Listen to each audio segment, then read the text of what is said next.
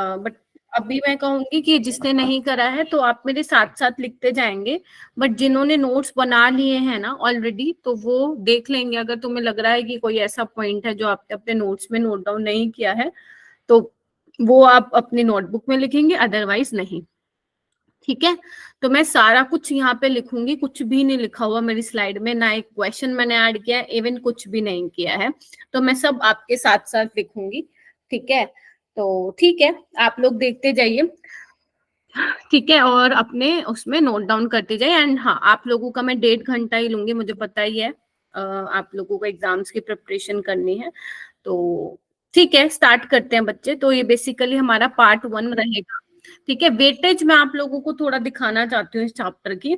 Weightage मुझे मतलब इसमें कोई शक की बात नहीं है कि ये हाई वेटेज चैप्टर है। यहाँ पे 2023 में 1 क्वेश्चन इसलिए लिखा हुआ है क्योंकि बाकी जो कई बार क्या होता है ना, हाइड्रोकार्बन जैसा आपका जीओसी में आ जाता है, लाइक है ना, आइसोमेरिज्म वाला पार्ट आ जाता है, थोड़ा सा 12th की ऑर्गेनिक में भी आ जाता है, तो उन्होंने ना वो चीजें यहाँ पे मेंशन नहीं किया हुआ है। जो आपके हाइड्रोकार्बन चैप्टर है उसमें से इन्होंने वन क्वेश्चन डाल दिया, बट ऐसा नहीं था। ठीक है, और भी क्वेश्चन थे, वो हम हाइड्रोकार्बन में भी पढ़ते हैं ना, आपकी दूसरी जो 12th की ऑर्गेनिक है उसमें भी पढ़ते हैं, तो वो उसमें इंक्लूड किया हुआ था। ठीक है, तो ऐसा नहीं सोचना है कि ये तो बिल्कुल भी इंपॉर्टेंट चैप्टर नहीं है, ये बहुत इंपॉर्टेंट चैप्टर है। ठीक है, तो बस वेटेज ही दिखाने के लिए किया था। टॉपिक्स कवर्ड जो मैं बेसिकली यहाँ पे कराने वाली हूँ, एल्केन करवाऊंगी आप लोगों को। ठीक है, एल्कीन करवाऊंगी, एल्काइन करवाऊंगी, और उसके बाद एक बेंजीन है आप लोगों का। ये मैं नहीं करवाने का सोच रही हूँ, रीजन क्योंकि मैं ऑलरेडी आप लोगों को कवर करवा चुकी हूँ। आप लोगों की 12th की ऑर्गेनिक में हमने पढ़ा ही यही है, अगर आप लोगों को याद हो। एरोमेटिक हाइड्रोकार्बन्स का ये पार्ट आता है, इसका एरोमेटिसिटी वाला पार्ट मैं ऑलरेडी जीओसी में कवर करवा चुकी हूँ आप लोगों को, जिसने मेरे से ऑर्गेनिक पढ़ रही है।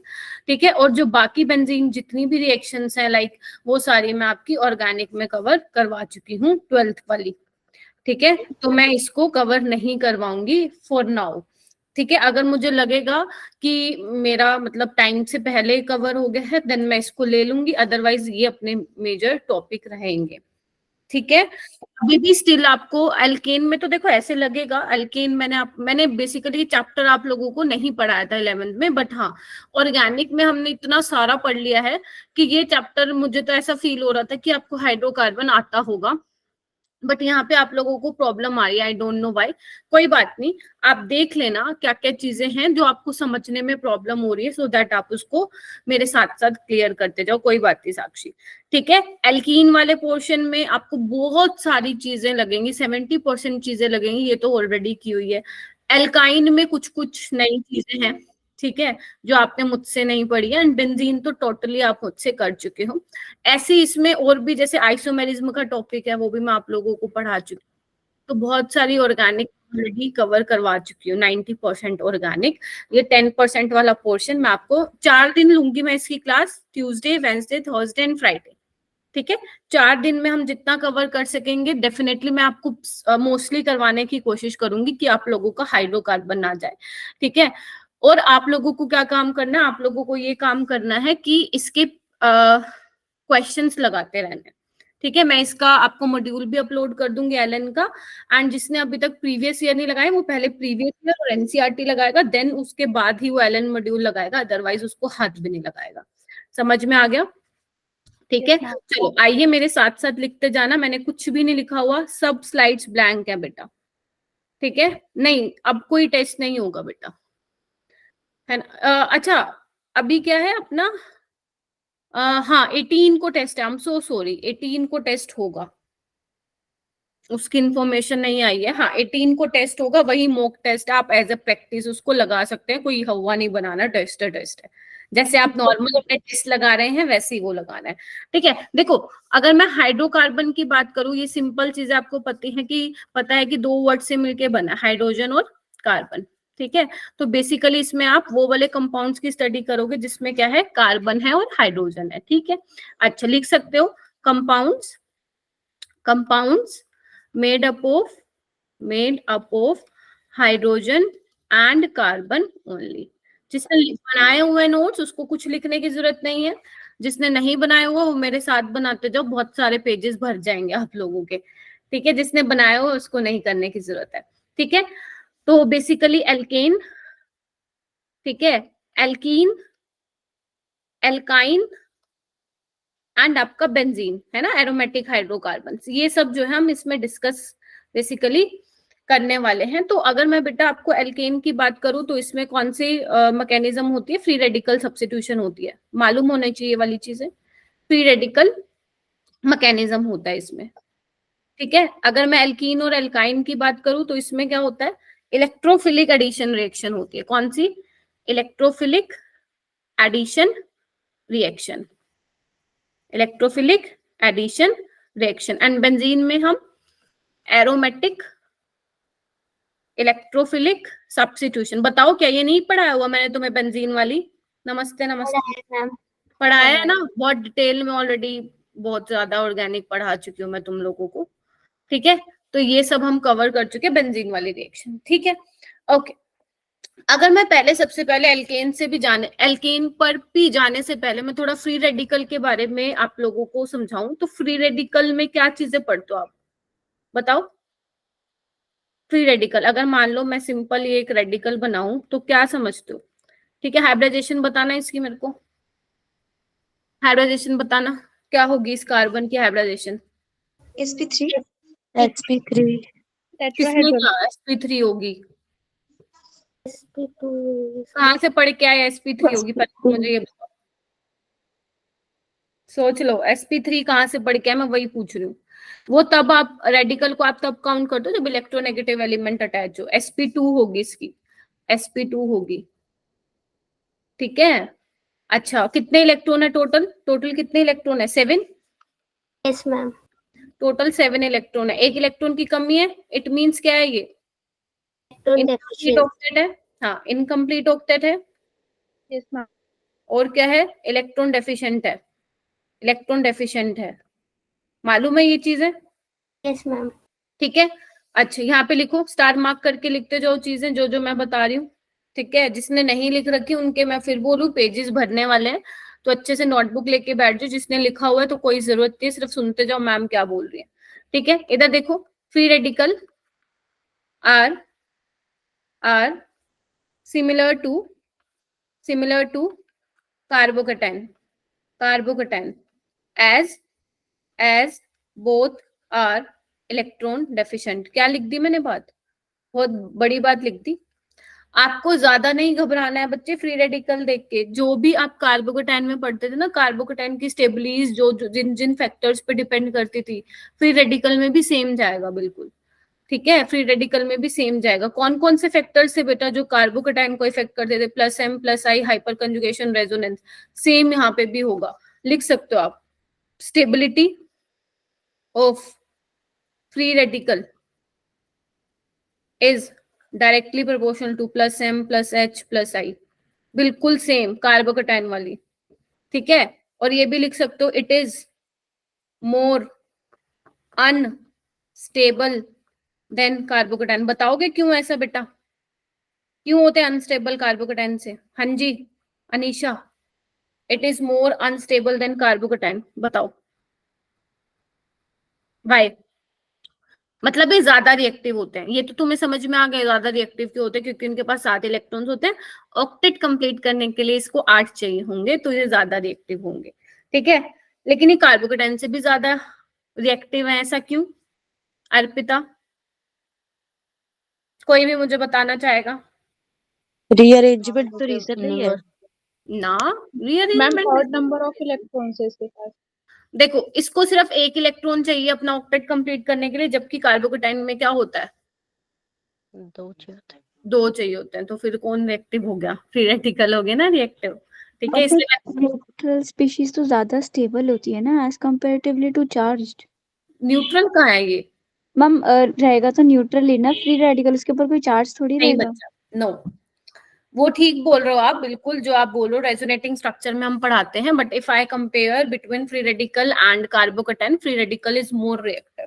रिएक्टिव का मतलब क्या है, जो जल्दी रिएक्शन करना जाएगा, तो कौन जाएगा इसमें से, फ्री रेडिकल जाएगा या कार्बोकैटायन जाएगा, बताओ? रेडिकल जाना चाहिए। आप लोगों के सामने साफ साफ रीजन दिख रहा है कि उसके पास 7 इलेक्ट्रॉन है, उसको 1 चाहिए जबकि उसको 2 चाहिए, तो ज्यादा रिएक्टिविटी होती है। आपने ये वाली चीजें तो पढ़ ली, charge neutral, but I think आप लोगों ने फ्री रेडिकल और कार्बोकेटाइन के बीच में कंपेयर नहीं किया पहले। समझेगा कि नहीं समझेगा?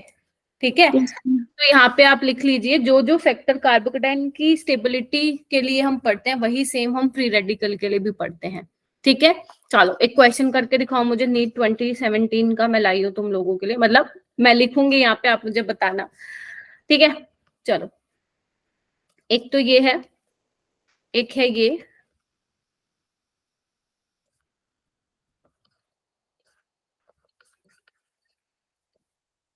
और एक है ये। ठीक है, आपको क्या बताना है? Order of stability of free radical. चलिए बच्चों, बहुत सिंपल चीजें दे रही हूं मैं अभी, ये जीओसी में पढ़ाया करती थी मैं। Order of stability of free radical, हाँ जी। ज्यादा टाइम नहीं लगाना क्योंकि अपने पास सिर्फ 1.5 घंटा है, 1.5 घंटे को बहुत अच्छे से यूटिलाइज करना है। मैं चाहती हूँ मैक्सिमम स्टूडेंट्स का हैंड रेज हो, इसमें ये पढ़ रखी है आप लोगों ने चीजें, है ना? हाँ, यस, अच्छा ओके। अर्पिता नहीं आता है क्या बेटा? मनी कौन बताएगा? साक्षी तुम बताना। मैम 34215। नंबरिंग नहीं लिखी है भाई मैंने, अब बताओ। मैम मुझे ये CS3 वाला, मतलब 3 वाला करके आके फिर ना 4 वाला। मैम PH3 3 और उसके बाद वो पहले आएगा। PH2 वाला आएगा, फिर PH 415. वाला, फिर 3S2 वाला, फिर 3H3 वाला। मिथाइल सबसे लास्ट में जाएगा। अच्छा तुम इनक्रीज क्या बता रहे हो? सबसे ज्यादा स्टेबल लिखना है ना मुझे, तो 2 लिखूंगी ना, फिर 1 लिखूंगी, फिर 3 लिखूंगी, फिर 4 लिखूंगी, फिर 5 लिखूंगी। यस मैम, यही होगा। तुम सारे उल्टा क्यों बोल रहे हो? समझ में नहीं आती मेरे को। मैम यही 213 मैम साइन यही लगाया है। 213 45। रीजन यही है क्योंकि यहाँ पे क्या हो रही है, यहाँ पे तो रेजोनेंस हो रही है ना, और हमें पता है कार्बोकेटाइन में नहीं पढ़ते थे हम, सबसे पहले एरोमेटिक वाला फैक्टर आता था, then resonance, then hyper conjugation, then inductive, है ना? तो इन दोनों में तो रेजोनेंस वाला फैक्टर लग रहा है, जबकि इनमें हाइपर कंजुगेशन वाला लगेगा। आप अल्फा हाइड्रोजन काउंट कर लेना, ठीक है? और ये बेचारा तो वैसे ही क्या ही बोले इसको, तो ये तो सबसे पीछे रहेगा। ठीक है, तो ऐसे क्वेश्चन पेपर में आते रहते हैं और मैंने ऐसे काफी करवाए हुए हैं, वो आप जीओसी करेंगे तो आपको मालूम चलेगा। ठीक है, अब तो सबसे पहले थर्ड वाला नहीं आना चाहिए? क्यों आएगा बेटा थर्ड वाला? वो प्लस आई इफेक्ट दिखाएगा, और जबकि अगर मैं सेकंड वाले में देखूँ तो वो मतलब आपने कहा था कि फ्री रेडिकल को ऐसे कार्बोकेटाइन ट्रीट करो। कार्बोकेटाइन यानी जिसके पास इलेक्ट्रॉन की कमी है, और अगर उधर फिनाइल लगा है यानी कि बेंजीन में रेजोनेंस में चला जाएगा इलेक्ट्रॉन, यानी इलेक्ट्रॉन आने में तो टाइम लगेगा ना, इफेक्ट कम हुआ। बच्चे आप गलत पढ़ रहे हो ना चीजों को, आप गलत पढ़ रहे हो। 2 चीजें हैं, ये देखो ना, आप लोग अपने कॉन्सेप्ट को स्ट्रॉन्ग करो। आप लोग पता नहीं क्या पढ़ दे रहे हो। इधर देखो, एक मेरे पास ये है, ठीक है, एंड एक मेरे पास ये। मैं क्या चेक करूँ पहले देखो ना, मैं रेडिकल कौन सा स्टेबल है मैं वो चेक कर रही हूँ। अगर मैं यहाँ पे मान लो फिनाइल लगाऊं, यही तो दिक्कत होती है ना बच्चों। ऑर्गेनिक में आधी अधूरी नॉलेज जानलेवा होती है, ये चीज ध्यान रखना, मार्क्स कटवा देगा तुम लोगों के। अब तुम खुद देखो इसमें से कौन ज्यादा स्टेबल है, कौन सा रेडिकल। इतनी देखना, इतनी वो क्या बोलते हैं, इतनी भयंकर रेजोनेंस हो रही है इसमें, और ये बेचारा 9 अल्फा हाइपर कंजुगेशन से स्टेबलाइज है।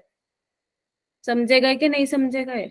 मैम रेजोनेंस तो हो रही है, बट रेजोनेंस तो यही चीज बता रही है कि इलेक्ट्रॉन इधर से उधर जा रहा है, बट अवेलेबल तो उस वक्त नहीं हो पा रहा है, बट डायरेक्टली अवेलेबल तो मिथाइल करवा पा रहा है ना। बच्चे आपने नहीं पढ़ी है जीओसी, पहले वो पढ़ के आओ, देन हम डिस्कस करेंगे। मैम जीओसी पढ़ी है। नहीं, पर गलत पढ़ा है बच्चे आपने, मैंने मैं ऐसा कहाँ नहीं पर पढ़ाया गलत? है, मैंने ऐसा नहीं पढ़ाया है। आप पहले मेरे लेक्चर्स देख के आइए। मैम मैं गलत कहाँ पे हूँ, आप मुझे बताइए। आप गलत यहाँ पे हो बच्चे। आपको पहले तो ये मालूम होना चाहिए, आपको ये चीज पता है कि रेजोनेंस को हम ज्यादा प्रायोरिटी देते हैं हाइपर हाइपर कॉन्जुगेशन से, हाँ। पता है आप लोग, आपको ये चीज क्यों यस होता है? मैम। ऐसा फिल्म में क्यों देते हैं हम इसको ज्यादा प्रायोरिटी? क्योंकि रेजोनेंस पाई के ऊपर लगता है, और जबकि हाइपर कॉन्जुगेशन की बात करें तो वो सिग्मा के ऊपर ऑपरेट हो रहा होता है। अच्छा ठीक है, पाई इलेक्ट्रॉन ज्यादा डीलोकलाइज होते हैं, और एज कंपेयर टू सिग्मा। ठीक है, तो फिर आप यहाँ ये जब पता है तो इसमें क्यों गलती कर रही हो आप? मैम शायद वो बेसिसिटी से कंफ्यूज हो रही है कि अवेलेबल करा रहा है इलेक्ट्रॉन, ऐसा कुछ। तो वो भी मान लिया, बट ये तो फ्री रेडिकल है ना, हम तो रेडिकल की स्टेबिलिटी देख रहे हैं, हमें वो देखना पड़ेगा ना जो ज्यादा स्टेबल है। अब स्टेबिलिटी के फैक्टर क्या होते हैं, हम कौन कौन से फैक्टर पढ़ते हैं जागृति? रेजोनेंस, एरोमेटिसिटी एंड आपका इंडक्टिव एंड आपका हाइपर कंजुगेशन। हाँ ये तो रेजोनेंस में जा रहा है ना, ये तो देखो ना कितने, इस वाले बेंजीन रिंग के साथ भी जा रहा है, इसके साथ भी जा रहा है, और पाई इलेक्ट्रॉन क्या है, पाई वीक है। आप यहाँ पे CH उसका डोनेशन करा रहे हो, तो कौन सा जल्दी जाएगा, कौन सा जाएगा? This one. यस ठीक है, मैम, तो ये स्टेबल ज्यादा होगा। कॉन्सेप्ट पढ़ना है आपको अच्छे से, है ना? चलिए ठीक है, आगे चलो, मैं चलिए आगे चलते हूँ बेटा। पहले मैं आपको थोड़ा सा बता दूं सबको, अपने GOC करके आओ। अगर GOC नहीं आती है ना तो फिर ये चैप्टर नहीं आएगा बेटा समझ में, तो आई रिक्वेस्ट कि GOC प्लीज पढ़ के आइए। ठीक है, आती है बट अप्लाई करनी ना ठीक से नहीं आती मे बी। फिर वो तो फिर पूरी ऑर्गेनिक में प्रॉब्लम होगी जागृति, एंड मैंने आपको फर्स्ट टाइम क्लास में देखा है मेरे। ठीक है, रिएक्शन ऑफ रेडिकल लिखिए। अच्छा बाकी बताइए, आपको समझ में आ गया ना कि मैंने ये 213-45 की ऑर्डर लगाया है? किसी कोई प्रॉब्लम है तो प्लीज यहाँ पे बताइए। ठीक है, एक आपका हाँ, अगर मैं कार्बोकेटाइन की थोड़ी बात करूं तो आपका एक बेंजाइल कार्बोकेटाइन होता है, एक टर्शरी ब्यूटाइल होता है। हाँ, उसमें टर्शरी ब्यूटाइल वाले कार्बोकेटाइन की स्टेबिलिटी ज्यादा होती है बेंजाइल वाले से। बेंजाइल वाले से थोड़ा सा बताऊं क्या? देखो मैं यहाँ पे लिख देती हूँ, वैसे मैंने बताई हुई है एक बार अभी, क्योंकि जागृति ने ये चीज पूछी तो मैं एक बार बता देती हूँ। देखो, अगर आपके पास बेंजाइल कार्बोकेटाइन है और यहाँ पे आपके पास ये है बेटा, तो इसमें से आपका ये स्टेबल होता है। आई एग्री कि मैंने आप लोगों को बताया हुआ रेजोनेंस वाला ज्यादा प्रायोरिटी होती है उसकी हाइपर कंजुगेशन से। बहुत ज्यादा नहीं होती इसकी, बहुत कम सी, मतलब बिल्कुल ये लगा लो हल्की सी वैल्यू ज्यादा होती है इससे, but yes tertiary butyl carbocation वाला ज्यादा स्टेबल होता है। रीजन, अगर आप कोई स्टैंडर्ड बुक्स पढ़ोगे तो वहां पे आपको रीजन ये मिलेगा, एक तो 3 मिथाइल का प्लस साई इफेक्ट है और इसके पास 9 अल्फा जो है इसके पास हाइड्रोजन है, जिसकी वजह से इसकी स्टेबिलिटी जो है वो ज्यादा हो जाएगी इसके कंपैरिजन में। ये चीज मालूम है आप लोगों को? मालूम नहीं है तो बेटा लिख लेना, ये तुम्हारे नीट में भी एक बार पूछा गया था। ठीक है, इसलिए मैंने बता दिया। चलिए इसके बाद आते हैं हम। ओके, तो फ्री रेडिकल में बेटा जब आप फ्री रेडिकल मैकेनिज्म करते हो तो उसमें कौन कौन से स्टेप जो है इंक्लूड होते हैं वो आप लोगों को देख रहे हैं। कौन कौन से होते हैं बताएगा कोई मेरे को? कौन कौन से होते हैं बच्चे बताओ? इनिशिएशन होता है हमारा पहले, है ना? प्रोपेगेशन होता है, टर्मिनेशन होता है। ठीक है, टर्मिनेशन होता है।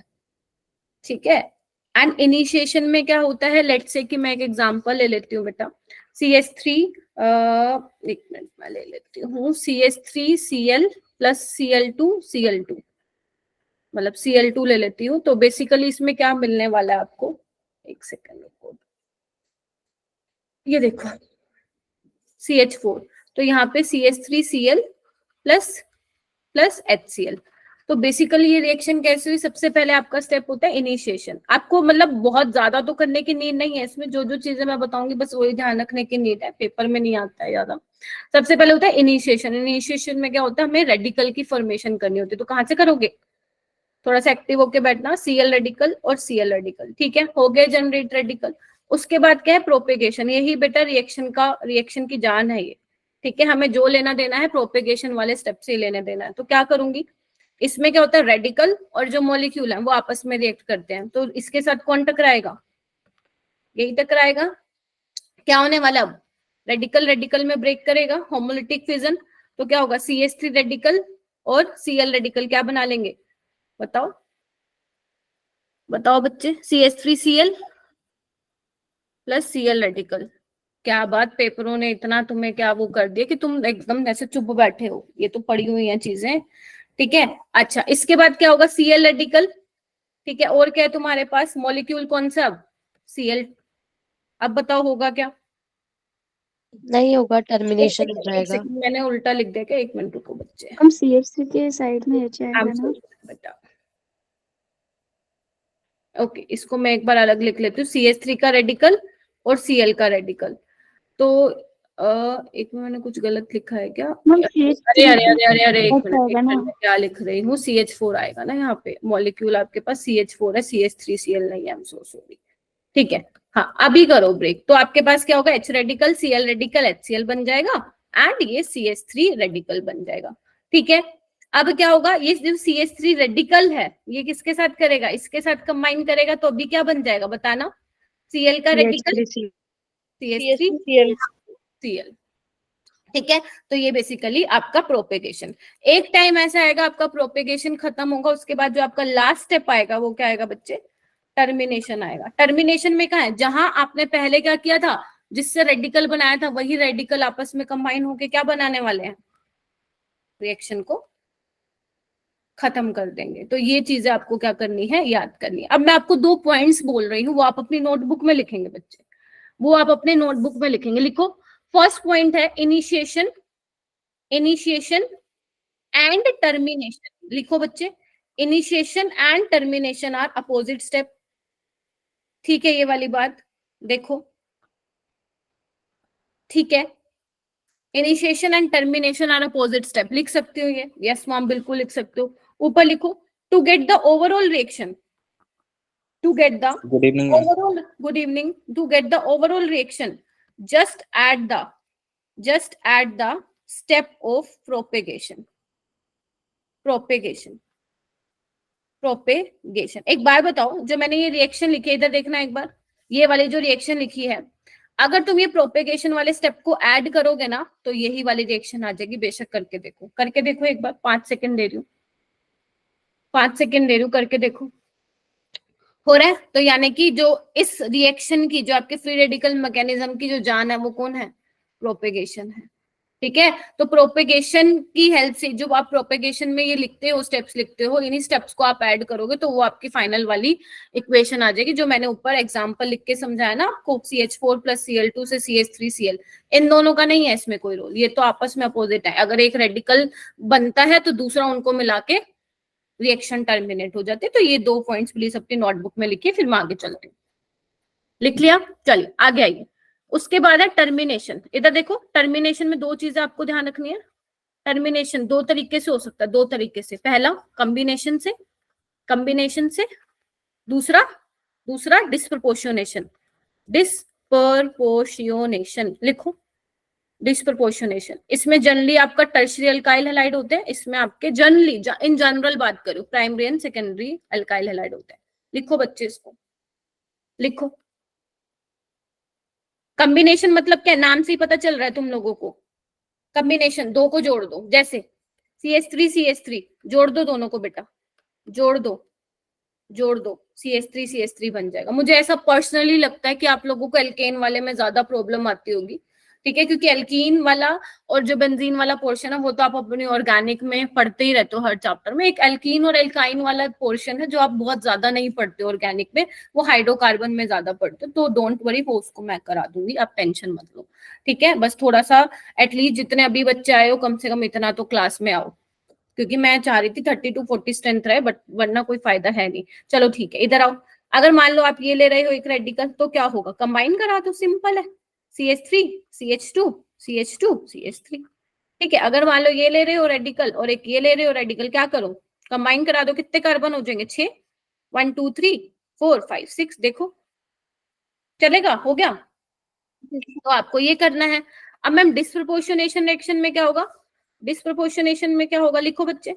डिस्प्रपोर्शनेशन में क्या होता है, इसमें आपका क्या बनता है, इसमें आपका जो आपका एल्काइल रेडिकल होगा, लिखो, जो आपका एल्काइल रेडिकल है वो एल्केन बनाएगा प्लस एल्कीन बनाएगा। बहुत सिंपल, अभी बताती हूँ, पहले लिख लो। एल्केन बनाएगा और एल्कीन बनाएगा। ठीक है, इधर देखो बच्चे, आपके पास ये है CH3 CH2 रेडिकल। एक और रेडिकल पकड़ो इसका, ये देखो CH3 CH2 रेडिकल। इस H को मैं ऐसे दिखा रही हूँ, दिख रहा है सबको? साथ साथ लिखते जाओ, क्योंकि मैं साथ साथ लिख रही हूँ तो इसमें उतारने का कोई सीन है नहीं। इधर देखो, आपको क्या करना है, इसमें H निकालना है, पहले समझ लो, फिर उसके बाद मैं बता दूंगी कैसे याद रखना है। बस ध्यान रखना, एक एल्कीन मिलेगा, एक एल्कीन मिलेगा, एक एल्केन। इधर देखो, H का रेडिकल निकाल दो बाहर। देखो मैं इसको अलग से लिख रही हूँ, हो गया। ये H का रेडिकल इसके साथ कंबाइन हो जाएगा, क्या बन जाएगा बच्चों? CH3 एंड ये देखो ये क्या बन जाएगा? एल्कीन बन गया। बताओ। Yes, ma'am. यानी कि मैं क्या चल के, अगर मैं आपको बताऊं तो क्या लेके चली थी? इथेन लेके चली थी, मतलब इसका रेडिकल लेके चली थी CH3CH2 का। कितने कार्बन है? 2। एक एल्केन बना दो, एक उसी की 2 कार्बन की ही एल्कीन बना दो, खत्म। देखोगे जैसे, देखो क्वेश्चन करो, देखो एक आपके पास ये है, एक आपके पास ये है, करना इसको, दूसरा पार्ट लिख रही हूं मैं। एक आपके पास ये है और सेम आपके पास एक ये है, क्या बनेगा इसमें? देखो कितने कार्बन है? 3 है क्या? चेक करो कितने कार्बन है बच्चों? 1 2 3। अरीब कितने कार्बन है? अलीशा कितने कार्बन है? मैम 3 कार्बन है। हाँ मतलब और 3 एल्कीन, कार्बन है। हाँ एल्केन बनेगा तो 4 वाला जुड़ जाएगा, और जो CH2 है वो एल्कीन बना देगा जुड़कर। ना ना ना ना ना ना, आपको वो नहीं देखना, आप ये देखो स्टार्टिंग में कितना लेके चली मैं, 3 कार्बन है ना। अरे अरे 1 मिनट रुको बच्चे, पेन गिर गया मेरा।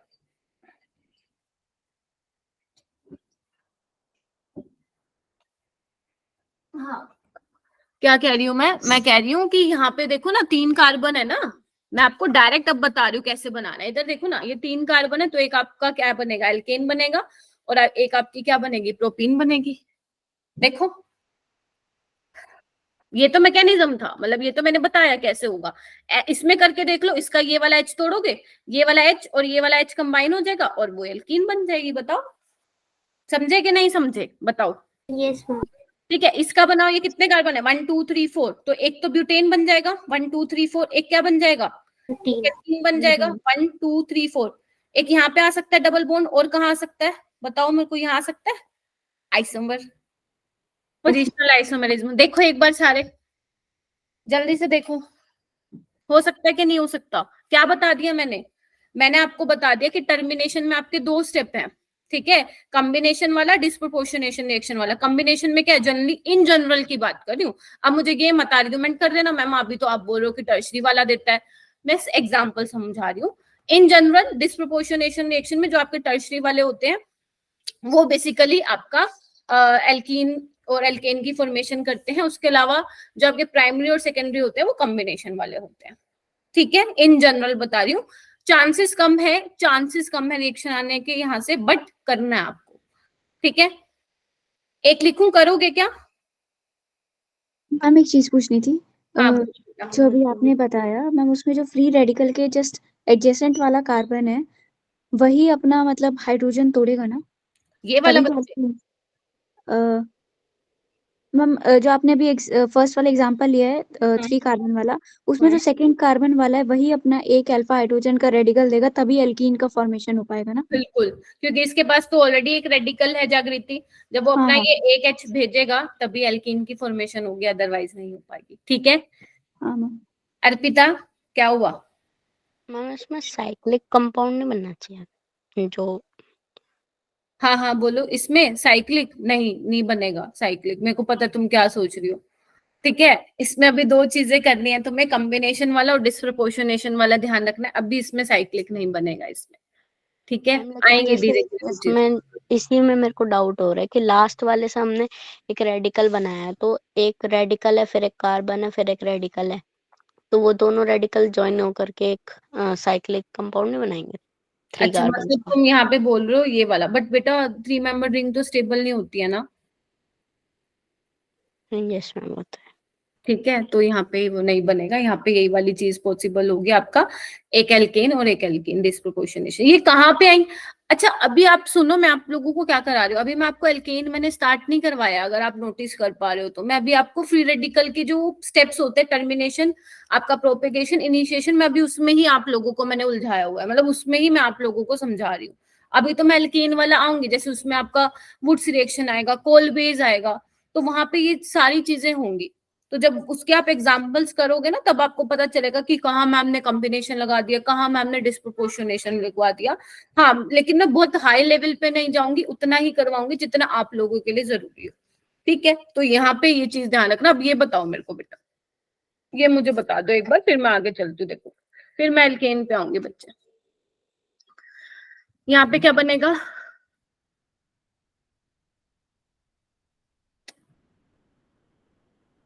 बताओ, सो गए क्या? 4 कार्बन है तो बना दो ना, 1 2 3 4 और एक ये बना दो, बस हो गया। हाँ जी, Yes. ठीक है। अच्छा, अभी देखो आगे अगर मैं बात करूं एल्केन्स की, अब एल्केन्स आ जाएगा, तो इसमें हम बेसिकली कैसे कैसे पढ़ने वाले हैं एल्कीन्स और एल्काइंस को। मेथड ऑफ प्रिपरेशन करवाऊंगी सबसे पहले मैं, दूसरा मैं फिजिकल प्रॉपर्टीज कराऊंगी, एंड देन मैं केमिकल प्रॉपर्टीज पे जंप करूंगी। एंड एल्केन्स अपने आप में बहुत बड़ा है, तो आज का और शायद कल, हाँ कल का भी दिन जाएगा अपने को, क्योंकि ये थोड़ा बड़ा है टॉपिक, और आपने क्योंकि मेरे से पहले नहीं पढ़ा है, तो मैं ये आपको थोड़ा सा ज्यादा बेटर तरीके से पढ़ाऊंगी डेप्थ में जाके, ठीक है। तो ये हम डिस्कस करेंगे। तो सबसे पहले बच्चा अपने लिखो यहाँ पे सारे, सबसे पहले अपने पास आता है method of preparation of alkanes. लिखो लिखो बेटा, इसमें सबसे पहले रिएक्शन कौन सी है? Wurtz reaction. Wurtz reaction, Wurtz reaction, reagent का यूज होता है इसमें, रिएजेंट का यूज होता है sodium dry ether, sodium dry presence of dry ether. अब हो सकता है एग्जामिनर आपको ये ड्राई ईथर ना लिख के दे, ईथर की जगह ये बना के दे दे, तो कंफ्यूज नहीं होना आप लोगों को, है ना, ये लिख के दे दे, ठीक है। तो ये डाईइथाइल ईथर है, समझ आई? ठीक है, तो ऐसे कंफ्यूज नहीं होना है, क्योंकि ये कई बार क्या होता है ना बच्चे, हमें रटने की आदत होती है, ड्राई ईथर ही लिखा होगा पेपर में, और आज तक जैसे क्वेश्चन आए उसमें भी वही होता है, बट आपने देखे होंगे अगर क्वेश्चन नंबर ऑफ क्वेश्चन किए होंगे तो वो ऐसे भी लिख के दे सकता है डाईइथाइल ईथर, या उसका मन करे आपको ये भी डायरेक्ट लिख के दे सकता है C2H5, उसका मन करे तो ये अच्छा सा भी बना के दे देगा, ठीक है। तो ये चीज ध्यान रखना है, ठीक है। तो बेसिकली हम क्या करते हैं मैकेनिज्म पे, देखो मैं नहीं जाऊंगी इसकी, देखो आप क्या लेते हो, RX in the presence of sodium dry ether, तो आप कैसे करते हो, तो आप ऐसे करते हो ना, इसका प्रोडक्ट कैसे बनाते हो, मैम RX लिया आपने 2 मोल लिए सोडियम के, और ये भी क्या लिया, इस तरीके से लिया, अंडरस्टूड होता है, एग्जामिनर आपको नहीं देगा कि ये 2 मोल है, ये 2 इक्विवेलेंट है, ये आपको खुद समझना पड़ेगा। तो आप बेसिकली क्या कर देते हो, एल्केन की फॉर्मेशन कर देते हो, समझ में आई? या आप ऐसे कर सकते हो, ऐसे समझने के लिए बोल रही हूँ कि आपने इसको ब्रेक करा है, एक आपको R रेडिकल मिला, और ये R रेडिकल अपने R रेडिकल के साथ कंबाइन होके क्या बना लेगा, RR बना लेगा। जैसे आपकी मर्जी हो वैसे आप कर सकते हैं। अगर आप मुझसे पूछेंगे तो मैं ऐसे करती हूँ कि एक R का रेडिकल बनाया और दूसरे R के रेडिकल के साथ कंबाइन होके क्या कर दिया उसने, एल्केन की फॉर्मेशन कर ली है। बहुत सिंपल वाली होती है। अभी मैं आपको टाइप्स ऑफ पे भी लेके जाऊंगी, लेकिन उससे पहले मेरे को कुछ बेसिक बेसिक क्वेश्चन करके दिखाओ बच्चे आप, ठीक है। मैं यहाँ पे लिख रही हूँ, एक आपके पास CH3Cl है, आप लोग करके दिखाइए, मैं लिख देती हूँ आपको। एक आपके पास ये है,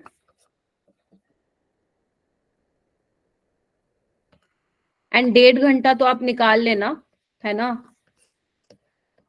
कोई दिक्कत नहीं है 1.5 घंटे में बेटा।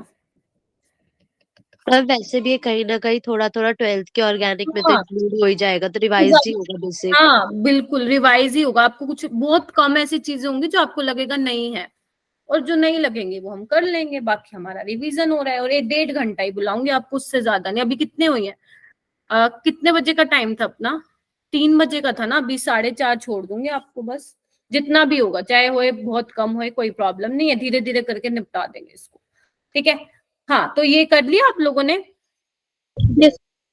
Yes ma'am. ठीक है। तो ये तो सबने सिंपल बना लिया होगा, CH3 है ना। ये कैसे बनाया आप लोगों ने, एक तो ये रेडिकल बनेगा, एक ये बनेगा, 1 2 3 4 है ना, हाँ बस इसको कंबाइन कर दो, ठीक है।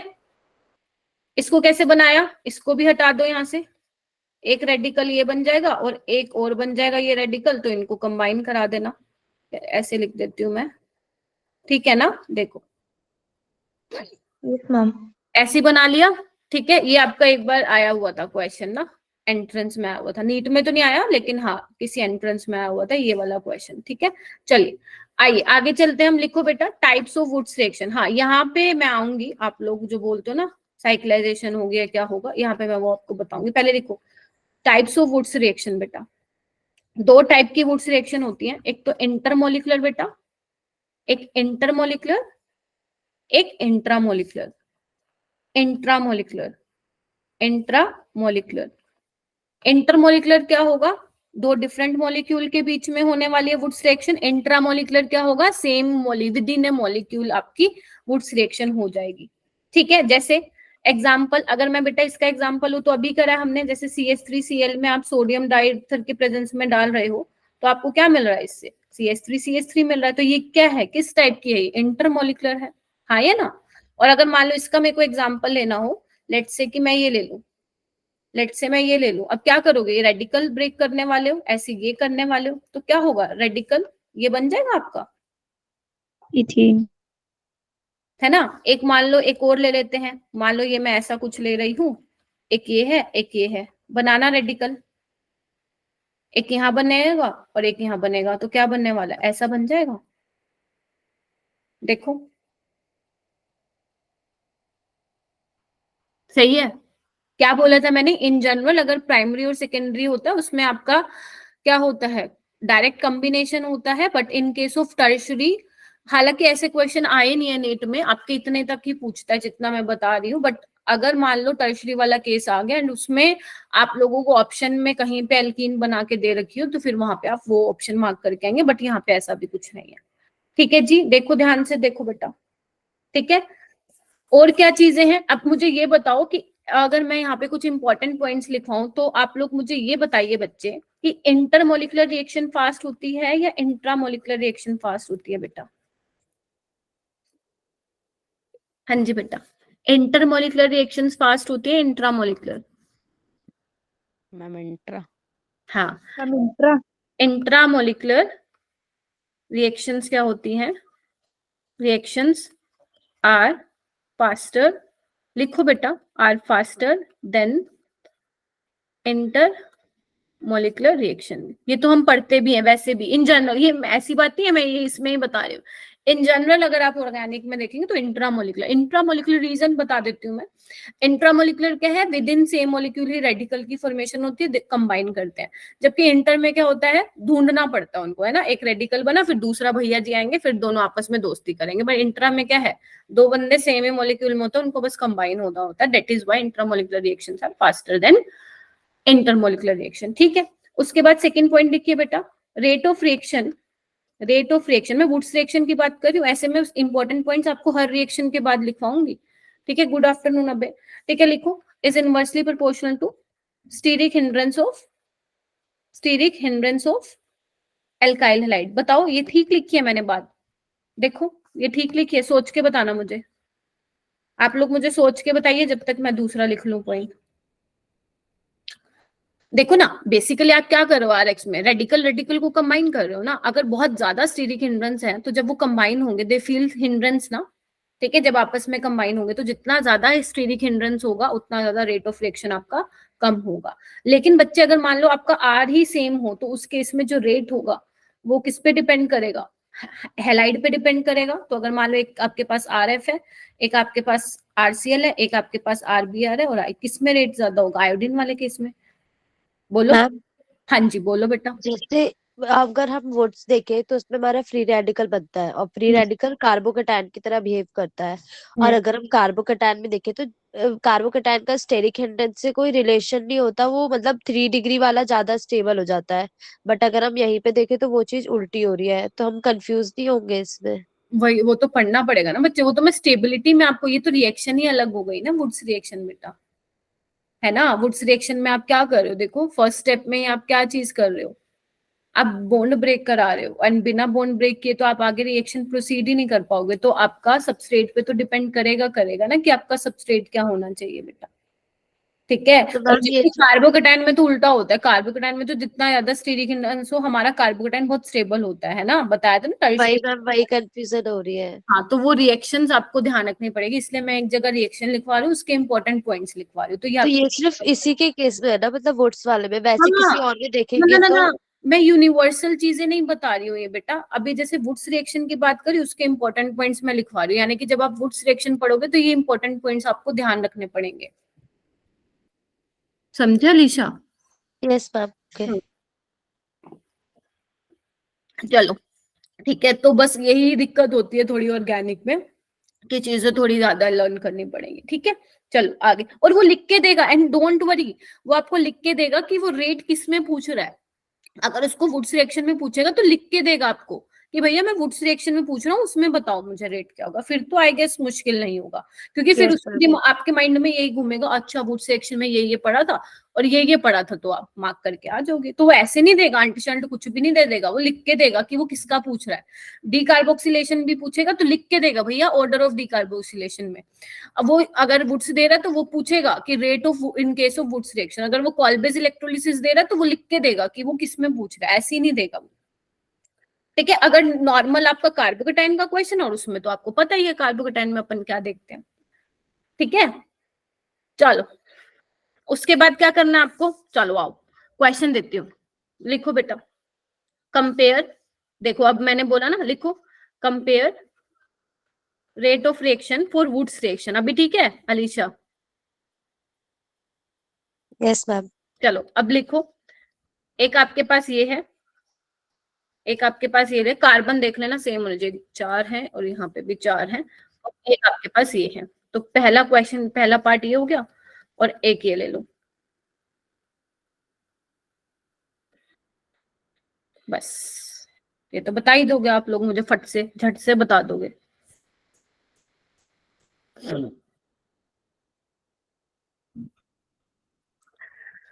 हो जाएगा? हाँ कोमल बताओ बेटा, कोमल। मैम फर्स्ट वाले में सबसे ज्यादा फर्स्ट वाले की होगी और फिर सेकंड वाले की, फिर थर्ड की। ठीक है, वही प्राइमरी सेकेंडरी टर्शरी वाला सीन चल रहा है वुड्स में। Yes ma'am. एंड इसमें क्या होगा मैम आयोडीन वाले की सबसे ज्यादा होगी। ठीक है, वाई? क्योंकि आर वाला जो है अपना सेम है। ठीक है, सिंपल है, ऐसे तुम्हें सिंपल मिलने वाले हैं क्वेश्चन में। ये कराने का मेरा जो वुड्स रिएक्शन करवाने का जो मेरा मोटिव है, ऐसी ऐसी चीजें, क्योंकि वो इजी से इजी क्वेश्चन पहले पूछ चुका है एग्जाम में, तो अगर उसको वुड्स से बनाना हो क्वेश्चन तो वो ऐसे में वो घुमाएगा। ठीक है, चलो और क्वेश्चन करके दिखाना मेरे को। अगर आपके पास ये है, इसमें मैंने डाल दिया sodium in the presence of dry ether, एक इसका मेरे को बताना। एक इसमें मैंने डाल दिया सोडियम डाई ईथर, एक इसका मुझे प्रोडक्ट बताना बेटा, एक मुझे इसका बताना। इसमें भी मैंने सेम चीज डाली है, करो जी। हाँ बस ना आप लोग ज्यादा प्रेशर मत लेना, आप लोग अपने बोर्ड्स पे ही फोकस करो, पता है ना कैसे करना है आपको। 12th इस तरीके से करना है कि आप अपने नीट के लिए प्रिपेयर करो। इसको आप वो बोल सकते हैं थोड़ा सा कि साइड बाय साइड थोड़ा बहुत जो मैम ने कराया वो रिवाइज कर ले, है ना। अपने नोट्स बनाते जाओ, जिसके बने हुए हैं उसको कोई टेंशन लेने की जरूरत नहीं है। ठीक है, चलो बना दोगे, है ना। ये तो सिंपल ही है, 1 2 3 4, तो इसमें क्या बन जाएगा आपका, ऑक्टेन बन जाएगा। इसको मैं थोड़ा और छोटा कर लूं क्या, मैं मेरे लिए मेरी कन्वीनियंस के हिसाब से बोल रही हूँ। इसको 3 कार्बन का ले लेते हैं। ठीक है, ठीक है, तो यहाँ पे क्या बन जाएगा, हेक्सेन बन जाएगा, 1 2 3 4 5 6। ठीक है क्या, इसको कैसे बनाओगे, इसको भी बना लेना, है ना। कैसे करोगे, ऐसे कर लो, ऐसे कर लो बेटा, एक आपके पास ये है, इसको जोड़ दो। ठीक है, ये बताओ थर्ड वाले केस में क्या होगा। थर्ड वाले केस में भी डायरेक्ट कॉम्बिनेशन करा दूं क्या? मैम इसमें डिस्प्रोपोर्शनेशन होगी। हाँ इसमें डिस्प्रपोर्शनेशन होगी, ये बना के आ जाना। अगर ऐसा कुछ ऑप्शन में मिलता तो यही बना के आ जाओ। ठीक है, नहीं दे रखा तो अपना कॉम्बिनेशन कराओ। ठीक है, रीजन मैं बता देती हूँ बेटा, डिस्प्रपोर्शनेशन रिएक्शन क्यों हो रही है टर्शरी वाले में, वो इसलिए हो रही है क्योंकि जब आप इसका रेडिकल बनाएंगे ना, जो रेडिकल कंबाइन होंगे स्टीरिक हिंड्रेंस की वजह से, वो वाला प्रोडक्ट बहुत ज्यादा नहीं मिलता है, इस वजह से यहाँ पे जो है डिस्प्रपोर्शनेशन रिएक्शन होती है। रीजन आप ध्यान रख सकते हैं। ठीक है, अच्छा एक चीज मैंने ये बता दी बेटा, रिएक्टिविटी अगर मैं बात करूं तो इंट्रा की ज्यादा होती है बेटा, इंटर से, बता दिए ना ये वाली चीज। Yes ma'am. ठीक है, और साथ में ये भी लिखो, ये भी लिखो, दिस इज ओनली एप्लीकेबल। अब ध्यान से सुन लो, ऐसा नहीं कहीं पे भी अंटशन जगह इंट्रा करा रहे हो, लिखो this is only applicable when formed product is stable. क्या समझे आई इस बात से, मतलब आप इंट्रा वहीं पे कराओगे मेरे बच्चों जहां पे आपका जो प्रोडक्ट बन रहा है दैट शुड बी स्टेबल होना चाहिए। एग्जाम्पल है, जैसे कहाँ नहीं बनेगा, खुद सोचो। अगर मैं एक एग्जाम्पल ले लूं, ध्यान से देखना बेटा। ठीक है, रिएजेंट तो आप लोगों को मालूम ही है।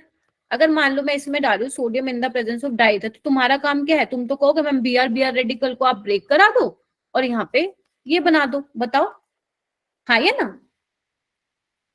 ऐसे ही सिखाया ना मैंने तुम्हें, लेकिन ये क्या बनेगा क्या? नहीं बनेगा। वाई? दिस इज एंटी है। एंटी एरोमेटिक, और ये रूम टेम्परेचर पे स्टेबल नहीं होता, कभी पड़ा हो तो, ठीक है, अनस्टेबल है ये, तो ये नहीं बनेगा। तो इंट्रा कब करानी है?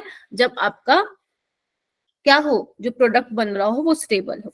समझ आई? तो आपको ऐसा नहीं कोई भी एग्जामिनर आपको दे देगा, जो मैं करवा रही हूँ उसमें से ही आएगा, अगर देना होगा तो उसको। ठीक है, रिवाइज करो, ये हो जाएगा। ठीक है, ये पहले मैम कहीं पर आया हुआ है ना शायद, क्योंकि मैंने हाँ ये ये पढ़ा मैंने था। ऑर्गेनिक में पढ़ाया हुआ आपको थोड़ा सा ना। एंटी एरोमेटिक स्टेबल नहीं है, डाइमर की फॉर्मेशन होती है, या हो सकता है आपने भी कहीं पढ़ा हो। ठीक है, अब मेरे को आपको ना, आप मुझे 6 क्वेश्चन करके दिखाएंगे, मैं 1 बाय 1 लिख रही हूँ, आप अपनी जल्दी से नोटबुक निकालिए, अगर नहीं निकाली है तो। ठीक है, सबसे पहले ये हो जाएगा, यहाँ पे मैं वही वुड्स रिएक्शन करानी है, टेंशन नहीं लेना, आपको एग्जामिनर बताएगा कि वो क्या करवा रहा है। पहले ये क्वेश्चन करो बच्चे, फिर ये करना, सेम है।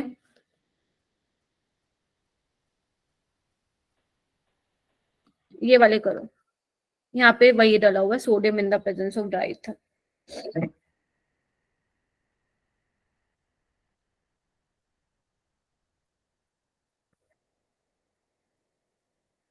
हो जाएगा।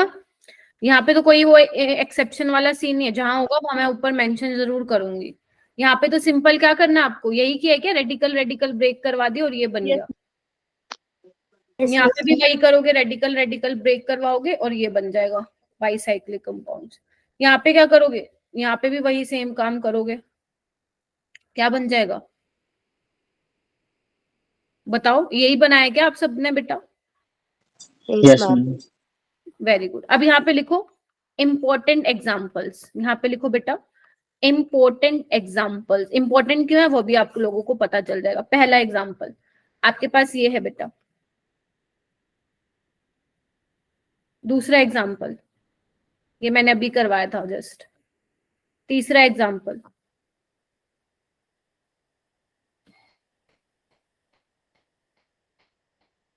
ठीक है। सब में क्या डाला हुआ है मैंने? सब में डाला हुआ है sodium in the presence of dry ether, sodium in the presence of dry ether, यहाँ पे भी वही डाला हुआ है। ठीक है, चलो सबसे पहले एक काम करते हैं, सेकंड वाला कर लें क्या, वो हमारे लिए इजी रहेगा, क्योंकि ये मैंने आपको समझा दिया, फिर हम फर्स्ट वाला करते हैं। तो पहले हमारे अकॉर्डिंग क्या होना चाहिए, मैम आप कहते हो इंट्रा वाला ज्यादा है, तो हमारे दिमाग में तो वही जाएगा, अगर रिंग बन रही है तो भाई हम वही बनाएंगे। ठीक है, मतलब डबल बॉन्ड, मतलब इंट्रा मतलब सेम मॉलिक्यूल में रेडिकल बन रहा है, तो हम ये बना देंगे, बट ये बनेगा नहीं। तो एक्चुअल में बनेगा क्या, पहले तो ये बनाओ, इस पे लगाओ क्रॉस, लिख दो रीजन, एंटी एरोमेटिक है, अनस्टेबल है, कतई नहीं बनेगा।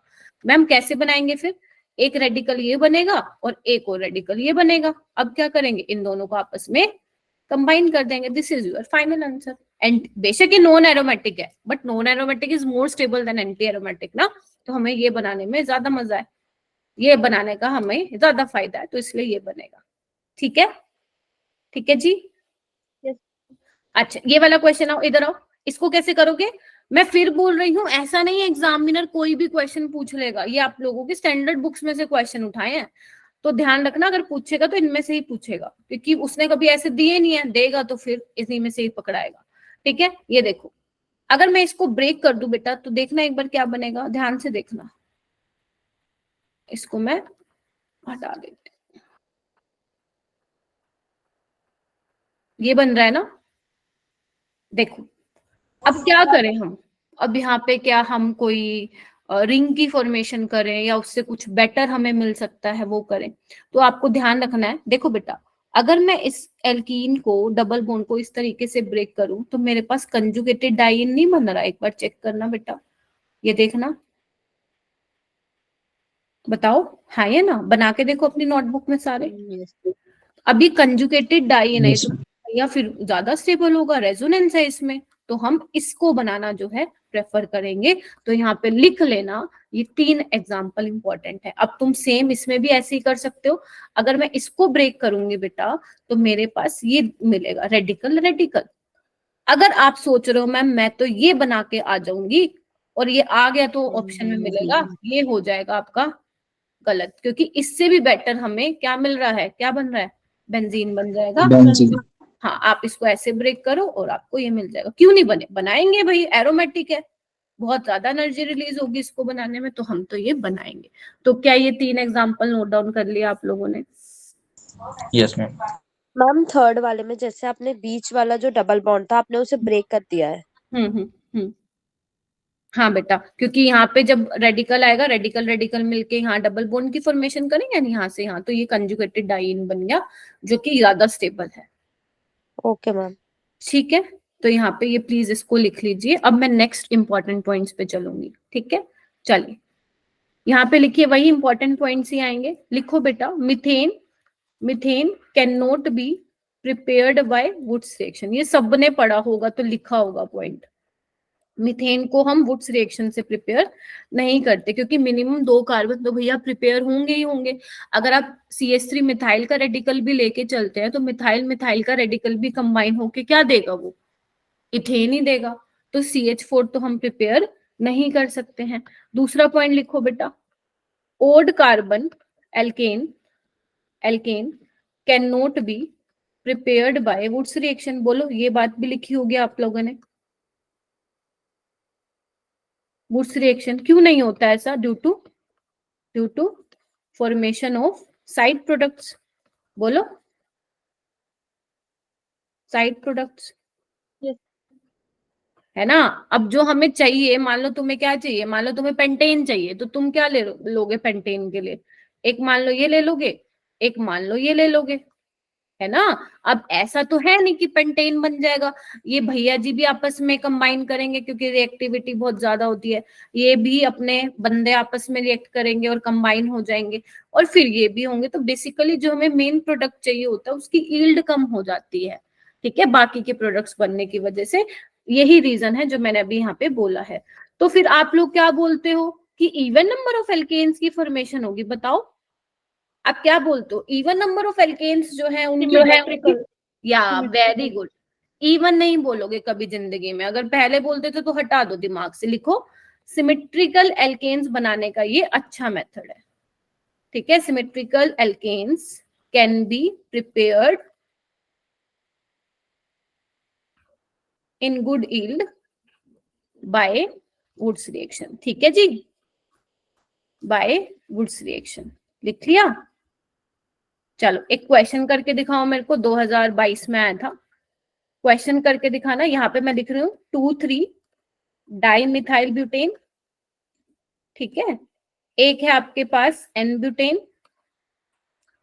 एक आपके पास है बेटा N हेक्सेन, एंड एक है N हेप्टेन।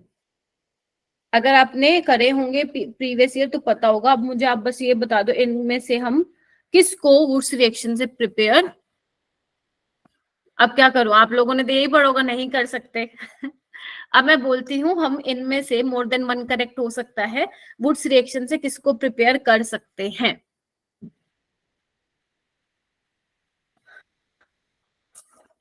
आपने तो क्वेश्चन करेक्ट किया। बताओ, वुड्स रिएक्शन से हम मैं किसको बताऊं? प्रिपेयर कर सकते हैं? बताओ सुंदुस।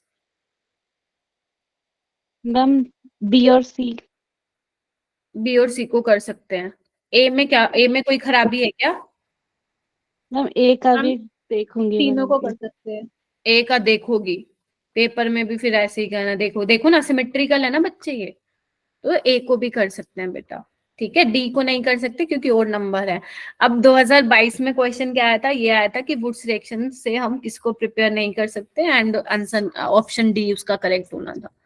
ठीक है, हो गया। तो वुड्स रिएक्शन में देखो, मुझे नहीं लगता कि इससे ज्यादा वो पूछेगा। ठीक है, तो वुड्स रिएक्शन के पॉइंट्स आप सभी ने मेंशन कर लिए होंगे। रिएजेंट आप लोगों को पता चल गया होगा। एल्काइल हैलाइड हो तो रेट क्या होगा? अगर R सेम होगा तो आपका डिपेंड करेगा, हेलोजन पे डिपेंड करेगा। ठीक है, और ध्यान रखना, प्राइमरी और सेकेंडरी में जनरली आपका कॉम्बिनेशन होता है, टर्शरी वाले में आपका डिस्प्रोपोर्शनेशन, यानी कि एल्केन और एल्कीन मिलते हैं। रिएक्टिविटी इंट्रा की ज्यादा होती है इंटर से, लेकिन इंट्रा भी तभी अच्छी होगी जब हमें जो प्रोडक्ट बन रहा है वो ज्यादा स्टेबल होगा। जैसे इन तीनों में जो है, क्या कर रहे हैं हम लोग, कुछ और ही बना रहे हैं, जैसे सोचा था वैसा नहीं कर रहे हैं। ठीक है, तो ये चीज ध्यान रखना। और ये ज्यादा इंपॉर्टेंट पॉइंट्स हैं, जैसे CH4 नहीं प्रिपेयर होता है और कार्बन वाले नहीं होते, सिमेट्रिकल एल्केन्स बेटर यील्ड में हम प्रिपेयर कर सकते हैं बाय वुड्स रिएक्शन। बस इतना ही पढ़ाया मैंने अभी तक। अब नेक्स्ट रिएक्शन पे मूव करें बेटा। नेक्स्ट रिएक्शन है तुम्हारी कौन सी, कॉलबेज इलेक्ट्रोलिसिस। बताओ मुश्किल लगी क्या? अलीशा, साक्षी, अर्पिता, अरीब, कुछ नहीं है उसमें, कुछ नहीं है उसमें, सिर्फ आपको कहने पे रिवाइज करना और कुछ नहीं करना। बेशक आज मैं कितनी देर तक, अभी आधा घंटा और क्लास लूंगी, आधा घंटा या उससे 5-10 मिनट ऊपर हो सकते हैं, बस उसको तुम आधा घंटा दे देना, रिवाइज कर लेना, बाकी जो जैसा कर रहे हो वैसे ही करते रहना पढ़ाई, ठीक है, क्योंकि ज्यादा प्रेशर है नहीं, क्योंकि ये चीजें आप मतलब कहीं कहीं पढ़ते रहते हो ऑर्गेनिक में, ठीक है। अब कोलबेज में क्या सीन है, देखो कोलबेज में हम क्या लेंगे, सोडियम का सोल्ट लेंगे, ले लेते हैं हम, ठीक है, RCON। बेटा ध्यान रखना जो इसमें R होगा वो प्राइमरी और सेकेंडरी होगा। अगर आप नोटिस किया हो, अगर कभी ये रिएक्शन की होंगी, तो जो कॉलबेज के सवाल आते हैं उसमें R आपका या तो प्राइमरी होता है या सेकेंडरी होता है, टर्शरी नहीं होता। टर्शरी में क्योंकि कॉलबेज वाला जो हम सीखते हैं वो वाला प्रोडक्ट नहीं बनता, कुछ अलग बनता है, तो आपके लिए इतना ही जरूरी है बस जो मैं बता दे रही हूँ, ठीक है। तो बेसिकली जब आप इसकी इलेक्ट्रोलिसिस कराते हो तो यहाँ पे आपका होता क्या, RCO नेगेटिव, ठीक है, और Na+ बनता है। देखो बेटा अब इलेक्ट्रोलिसिस करा रहे हो, मीडियम में आपका पानी भी लेना, आपको H+ और OH नेगेटिव देगा बेटा। अभी मैकेनिज्म क्यों करा रही हूँ, मेरे को क्यों जरूरत पड़ी है मैकेनिज्म कराने की, क्योंकि यहाँ से क्वेश्चन कैथोड एनोड पे कौन सा आएगा इसलिए मैं करा रही हूँ, ठीक है। तो बच्चे यहाँ पे लिखो सारे, देखो नेगेटिव है और हमें देखो यहाँ पे आपके 2 अनायन जनरेट हुए हैं, OH negative and RCO negative. अब कौन एनोड पे जाएगा वो हम इलेक्ट्रोकेमिस्ट्री में देखते थे, है ना, देखते थे ना, रिडक्शन पोटेंशियल ज्यादा कम, उसके बेसिस पे जो है हम करते थे कौन सा जाएगा, ठीक है। अभी हम उसकी बात नहीं कर रहे हो। तो यहाँ पे अगर मैं बेटा बात करूं एनोड पे, तो एनोड पे RCO नेगेटिव जाने वाला है। एक बात बताओ, RCO नेगेटिव है, इसका अगर ऑक्सीडेशन होगा, क्योंकि आपको पता है एनोड पे ऑक्सीडेशन होता है बेटा, तो यहाँ पे कितने इलेक्ट्रॉन है, 1 2 3 4 5 6, ऑक्सीडेशन मतलब लॉस ऑफ इलेक्ट्रॉन, तो एक इलेक्ट्रॉन भगा दूं मैं इसका, देखना 1 2, ये देखो इस तरीके से बनेगा, मैंने एक ज्यादा लगा दिया क्या, हाँ ठीक है, देखो, और ये एक इलेक्ट्रॉन मैंने बाहर निकाल दिया, देखो बच्चे, ठीक है। अभी ठीक है ना, चेक करिए बेटा, हो गया इतना। अच्छा अब क्या होगा, लिखो इसको, RCO क्या था, देखो कोलबेज इलेक्ट्रोलिसिस में अपने को क्या करना होता है, CO2 बाहर निकालनी होती है, ठीक है।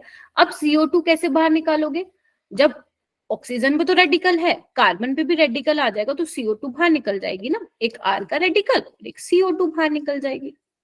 बोलो अब क्या होगा, ये R रेडिकल अपने किसी भैया जी से कंबाइन होके RR की फॉर्मेशन कर लेगा, यानी कि आपके एनोड पे आपको क्या मिला, एक तो CO2 गैस रिलीज हुई एंड आपको एल्केन मिला। कर सकते हो ये वाली चीज, ठीक है। अगर मैं कैथोड की बात करूं, देखो इस पे कर लूंगी, कैथोड की बात करूं तो Na+ में से H+ में से कौन जाएगा, डिपेंड करता है कि उनके रिडक्शन ऑक्सीडेशन पोटेंशियल क्या है, तो ये H+ जाता है, तो H+ क्या करेगा, जो ये इलेक्ट्रॉन निकला वो एक्सेप्ट करके क्या बना लेगा, H2 बना लेगा, तो ये गैस क्या हो जाएगी आपकी, लिबरेट हो जाएगी, किस पे बताओ, कैथोड पे, कैथोड पे। बस यही ध्यान रखना है, कैथोड एनोड। अच्छा पहला सवाल एनोड पे क्या मिलता है, दूसरा सवाल कैथोड पे क्या मिलता है, तीसरा सवाल आपका मीडियम कैसा होगा कॉलबेज इलेक्ट्रोलिसिस में, एसिडिक होगा या बेसिक होगा, बेसिक। हाँ बेसिक होगा, क्यों, क्योंकि एक हमारे पास ये बच गया जिसका हमने कोई, इसका कोई काम नहीं था हमारे पास और ना ही इसका था, तो Na+ और OH नेगेटिव क्या है, NaOH है ना, तो मीडियम कैसा होगा, यहीं कहीं लिखू, यहाँ लिख देती हूँ, जो मीडियम होगा बेटा वो कैसा होगा, बेसिक। तो ये 3 क्वेश्चन हैं जो एग्जामिनर चाहे तो बना सकता है, चाहे तो बना सकता है, जरूरी नहीं है, क्योंकि उसके पास हाइड्रोकार्बन में और भी बहुत कुछ है पूछने के लिए, ठीक है। चलो आगे। अच्छा यस मैम। शॉर्टकट में क्या करते हो आप लोग, शॉर्टकट तो आप लोगों को आता होगा, देखो देखो बेटा मैं फिर भी बता देती हूँ, RCON ने यहाँ पे आपको मेंशन करके देगा कॉलबेज इलेक्ट्रोलिसिस, बस आपको पता होना चाहिए कि कॉलबेज में वुड्स में आप सबस्ट्रेट क्या लेते हो, बाकी आप कर लोगे क्वेश्चन को, क्वेश्चन में कुछ नहीं होगा, ठीक है। तो यहाँ पे क्या होगा, वही रेडिकल ब्रेक कराओ, रेडिकल और अपने भैया जी के साथ कंबाइन होगा और आपको एल्केन की फॉर्मेशन कर लेगा। ठीक है, बोलो। ठीक है, एक ये कर दो तुम, थोड़ा सा छोटा सा कर दो बेटा, कॉल-बेस इलेक्ट्रोलिसिस। ठीक है, और एक ये कर दो।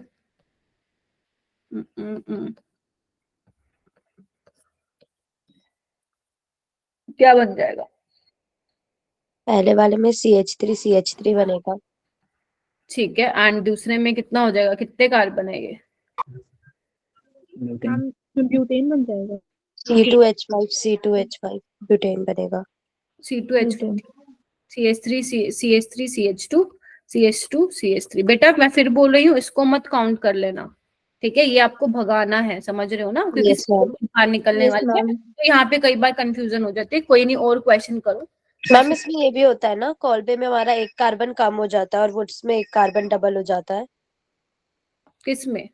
अब नहीं, एक सेकेंड, कॉलबेज में कितना हुआ, कितने हो गए? 4 लेके कितने चले थे हम? 3 लेके चले थे सॉरी, ना। बिल्कुल डबल ही होता सेम है। है, एक सेकेंड, बिल्कुल ही सेम है। बस इसमें आप CO2 निकालो, उसमें आप X को रिमूव करो, बात एक ही है। अब देखो ना, मैं आपको क्वेश्चन दे दूं, करना ये कॉलबेज इलेक्ट्रोलिसिस के बच्चे, करो इसको, क्वेश्चन को करो, और आपको फील आएगी मैम ये तो बिल्कुल वुड्स जैसा है, बस उसमें हम X निकाल रहे थे और इसमें हम CO2 निकाल रहे हैं। करो बेटा।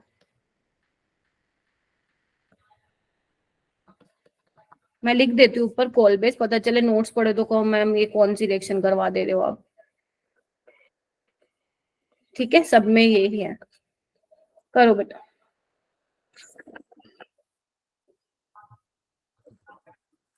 और क्वेश्चन भी दूंगी, पहले आप ये कर लीजिए।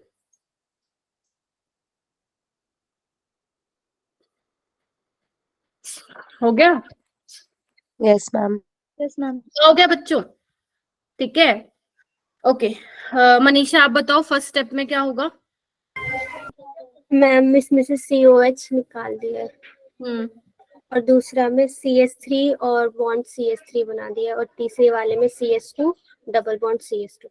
देखो, आपको ना बस ये ध्यान रखना है, लिख लो अगर नहीं लिखा है, कोलबेज में हमें CO2 निकालना है, बाकी कुछ नहीं है, रेडिकल को कंबाइन करना है, नथिंग एल्स, क्योंकि वो प्राइमरी और सेकेंडरी देगा। ठीक है, इसमें क्या करेगा, इसमें भी ये निकलने वाला डबल बॉन्ड बन जाएगा। इथीन।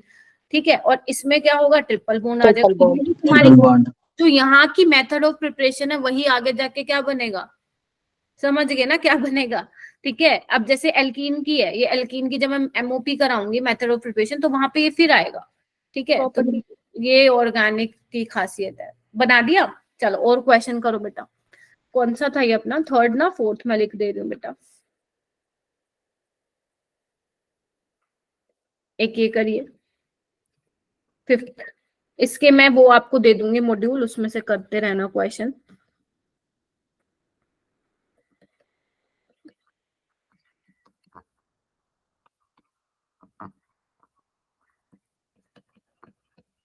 अगर किसी ने 11th क्लास के लेक्चर देखे हैं बाय चांस मेरा, तो उसको लग रहा होगा वही चीजें हैं, क्योंकि वही एग्जांपल्स मैं यहाँ पे भी करा रही हूँ, तो वही सेम है बच्चे। कॉल बेस इलेक्ट्रोलिसिस कराई है,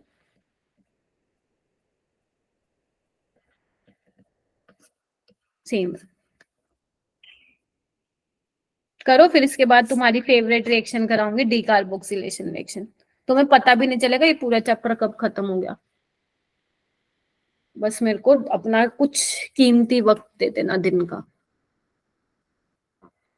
हाँ जी बेटा, हुआ मैम थर्ड वाले में तो डबल बॉन्ड भी ब्रेक हो जाएगा ना? ना? नहीं होगा, नहीं होगा, नहीं होगा बच्चे, कोई एक्सेप्शन नहीं है। अगर कुछ होता तो मैं मेंशन कर देती, जहां जहां पे मुझे लगेगा ना एक्सेप्शन है तो वहां मैं स्टार मार्क कर दूंगी, बट अभी तक फिलहाल कुछ नहीं है, जैसा चल सिखाया वैसा ही होगा। तो आपने क्या किया होगा, रेडिकल रेडिकल बना के ये इसको कंबाइन करा दिया होगा। अर्पिता यही किया, वाले में भी और यहाँ पे कैसे किया? Cyclohoctane. ट्रिपल। अरे क्या बात है, अरीब को तो नाम भी याद है, इंटेलिजेंट अरीब तो। हाँ, मैं एक चीज मेंशन करना चाहूंगी, मैं जब वहां आई थी ऑफलाइन टेस्ट में, तो अरीब बैठा था, मैं उसके आगे पीछे ही घूम रही थी। ठीक है, मतलब उसके आगे पीछे ही थी मैं, तो मैं देख रही थी क्या कर रहा है वो।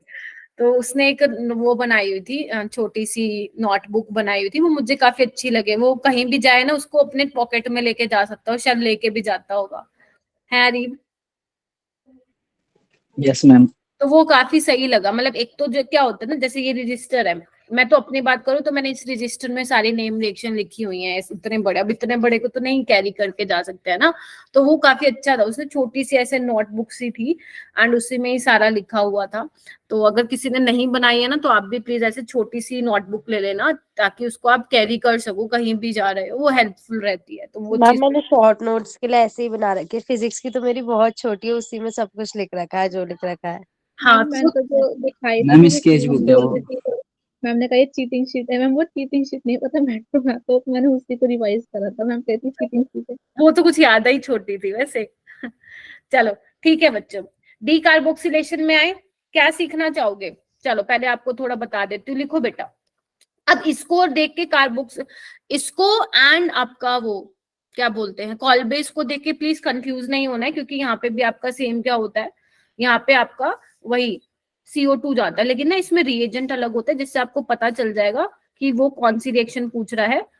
डी कार्बोक्सिलेशन पूछ रहा है। अब NOH क्या होता है मेरे बच्चे? बेस होता है, तो इस H को तो लेके जाएगा। अब इस H को लेके जाएगा तो क्या होगा? RCO नेगेटिव बन गया। अब CO2 निकालने के लिए क्या करोगे? ये बॉन्ड को ऐसे ब्रेक करोगे, तो यहाँ पे क्या बनेगा? CO2, और यही तुम्हारा क्या होता है? रेट डिटरमाइनिंग स्टेप होता है। फिर उसके बाद क्या करेगा? ये NOH से क्या ले लेगा? H पकड़ लेगा और आपको फाइनली एल्केन मिल जाएगा। मैम ये बहुत जल्दी बता दिया आपने, क्योंकि ये पढ़ाई थी मैंने 12th में। अब इसके इंपॉर्टेंट पॉइंट्स मैंने वहां भी लिखवाए थे, एक बार दोबारा लिखवा दे रही हूँ। पहले लिखो, रेट डिटरमाइनिंग स्टेप क्या है इसमें? Formation of carbon ion. समझ गए क्वेश्चन कैसे पूछ सकता है वो? फॉर्मेशन ऑफ कार्बन आयन, ठीक है। तो आप लोगों को पता होना चाहिए स्टेबिलिटी ऑफ कार्बन आयन, यानी कि जो रेट ऑफ रिएक्शन है वो किसकी डायरेक्टली प्रोपोर्शन होगा बेटा? Stability of carbon ion. पता है ना कार्बन आयन की स्टेबिलिटी? लिख दूं क्या? Directly proportional to -m -i, ये सब, ठीक है। तो ये चीज ध्यान रखना, हो जाएगा। बस ये ध्यान रखना बेटा, जो ये H आया है ना, वो H कहाँ से आया है? जो NaO के, जो NaOH वाला H है, वो H आया है। समझ में आई बेटा ये वाली चीज? बताओ, ठीक है। तो आपको अगर, हाँ जी बोलो, अगर मैं आपको शॉर्टकट बताऊं इसका, तो शॉर्टकट कैसे लिखोगे? आपके पास RCOH है, उसमें उसने डाला हुआ है NaOD और कैल्शियम ऑक्साइड। अब कुछ बच्चे सोच रहे होंगे मैम ये कैल्शियम ऑक्साइड क्या है, वो मैं बताऊंगी। हाँ -H भी होता है, बट -H अपन बहुत ज्यादा डिस्कस नहीं करते। हाँ अर्पिता, -H भी होता है बेटा, ठीक है। तो बेसिकली आपको क्या करना है, ये CO2 निकाल देना बाहर, ठीक है। और R के साथ H नहीं लगाना, R के साथ D लगाना है। क्लियर है?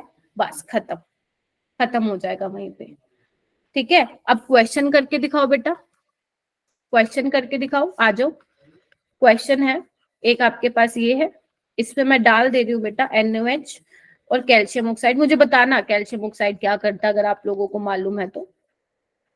ऑब्जॉर्व कर लेता है ना CO2 को। हाँ, कैल्शियम ऑक्साइड अब्सॉर्ब कर लेता है। वेरी गुड, देखो मेरे को बताने की भी जरूरत नहीं पड़ी, ठीक है।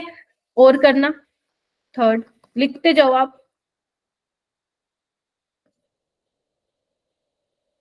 इसमें आपको रेट ऑफ रिएक्शन बताना है टूवर्ड्स डीकार्बोक्सिलेशन रिएक्शन में, थर्ड वाले पार्ट में।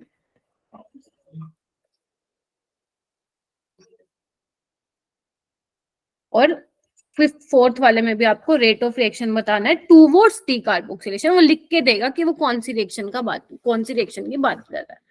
करो बच्चों।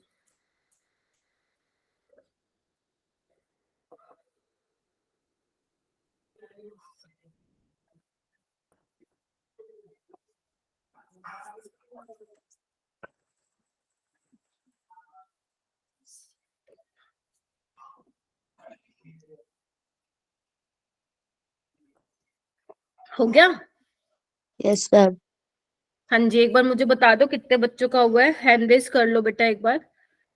अलीशा, अंशिका, साक्षी, अर्पिता, कोमल, मनीषा, अनुष्वा, ओके, अरीब, दीपक, दीपक प्रजापति, नहीं हुआ है क्या? हाँ हो गया, फिर ठीक है। दीपक से करें शुरुआत। दीपक बताओ भाई, क्या बनाया फर्स्ट का प्रोडक्ट? मैम फर्स्ट में से CO2 निकल जाएगा। मतलब कुछ नहीं करना, मैं बस ऐसे दिखा दूं, है ना?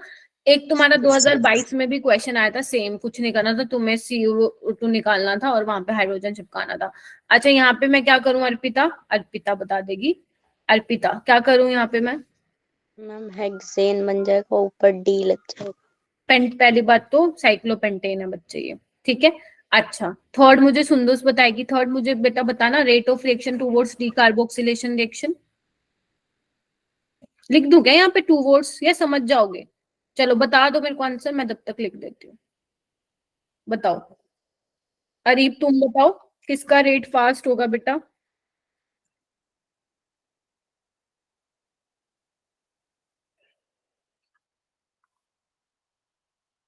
हाँ जी बेटा,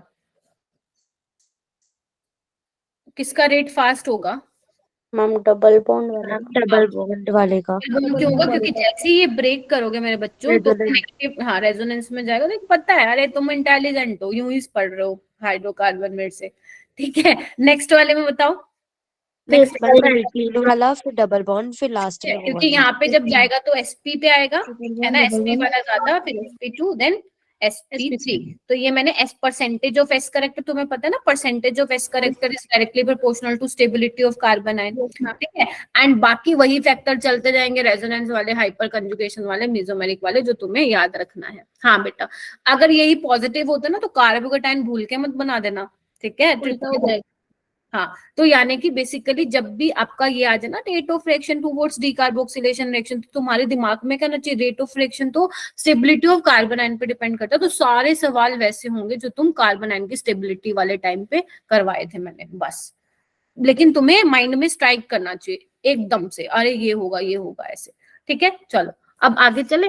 अच्छा एक दो और क्वेश्चन और है, मैं लाई थी, ठीक है। ये कौन कितने होंगे? 4, 5th कर लो एक बार बेटा। एक तुम्हारे पास ये है, इसमें भी तुम्हें रेट बताना है। एक तुम्हारे पास ये है, ठीक है। और एक तुम्हारे पास है, करो करो ऊपर वाले को करो, तब तक मैं दूसरा लिख लेती हूँ। एक तुम्हारे पास ये है और एक तुम्हारे पास ये है। सेम वही बताना है बेटा तुम्हें, रेट ऑफ रिएक्शन बताना है टुवर्ड्स डीकार्बोक्सिलेशन रिएक्शन बेटा। देखो सवाल है हाइड्रोकार्बन का, लेकिन बीच में क्या टपक रहा है? GOC, है ना।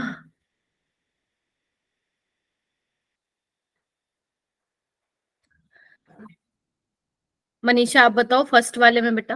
बी वाले का। बी वाले का होगा 2 क्लोरीन है ना, ज्यादा माइनस आई इफेक्ट लगेगा, ठीक है। एंड 6th वाले में मैम इसमें भी बी का होगा, बी का बाई क्योंकि मैम रेजोनेंस लगेगी कार्बोकेटाइन जब CO2 हटाएंगे तो बेंजीन। नहीं बच्चे यहाँ गलत पकड़ा, रेजोनेंस तो यहाँ पे भी होगी, ये एरोमेटिक बनेगा after the removal of CO2, और ये वाला क्या बनेगा? Anti aromatic.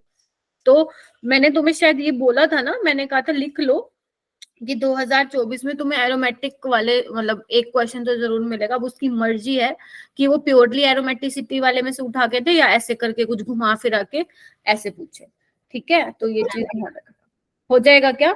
आगे चलूं? अच्छा आगे चलते हैं, चलो। अपन ने क्या पढ़ लिया? अपन ने वुड्स रिएक्शन पढ़ ली, अपन ने कॉल्बेस पढ़ ली, अपन ने डीकार्बोक्स, 3 नेम रिएक्शन पढ़ ली, ठीक है। तो ये चीज ध्यान रखना। अब हम चलते हैं हाइड्रोजनेशन ऑफ एल्कीन एल्काइन, थोड़ा सा पढ़ा देती हूँ इसको। Hydrogenation of alkene alkyne.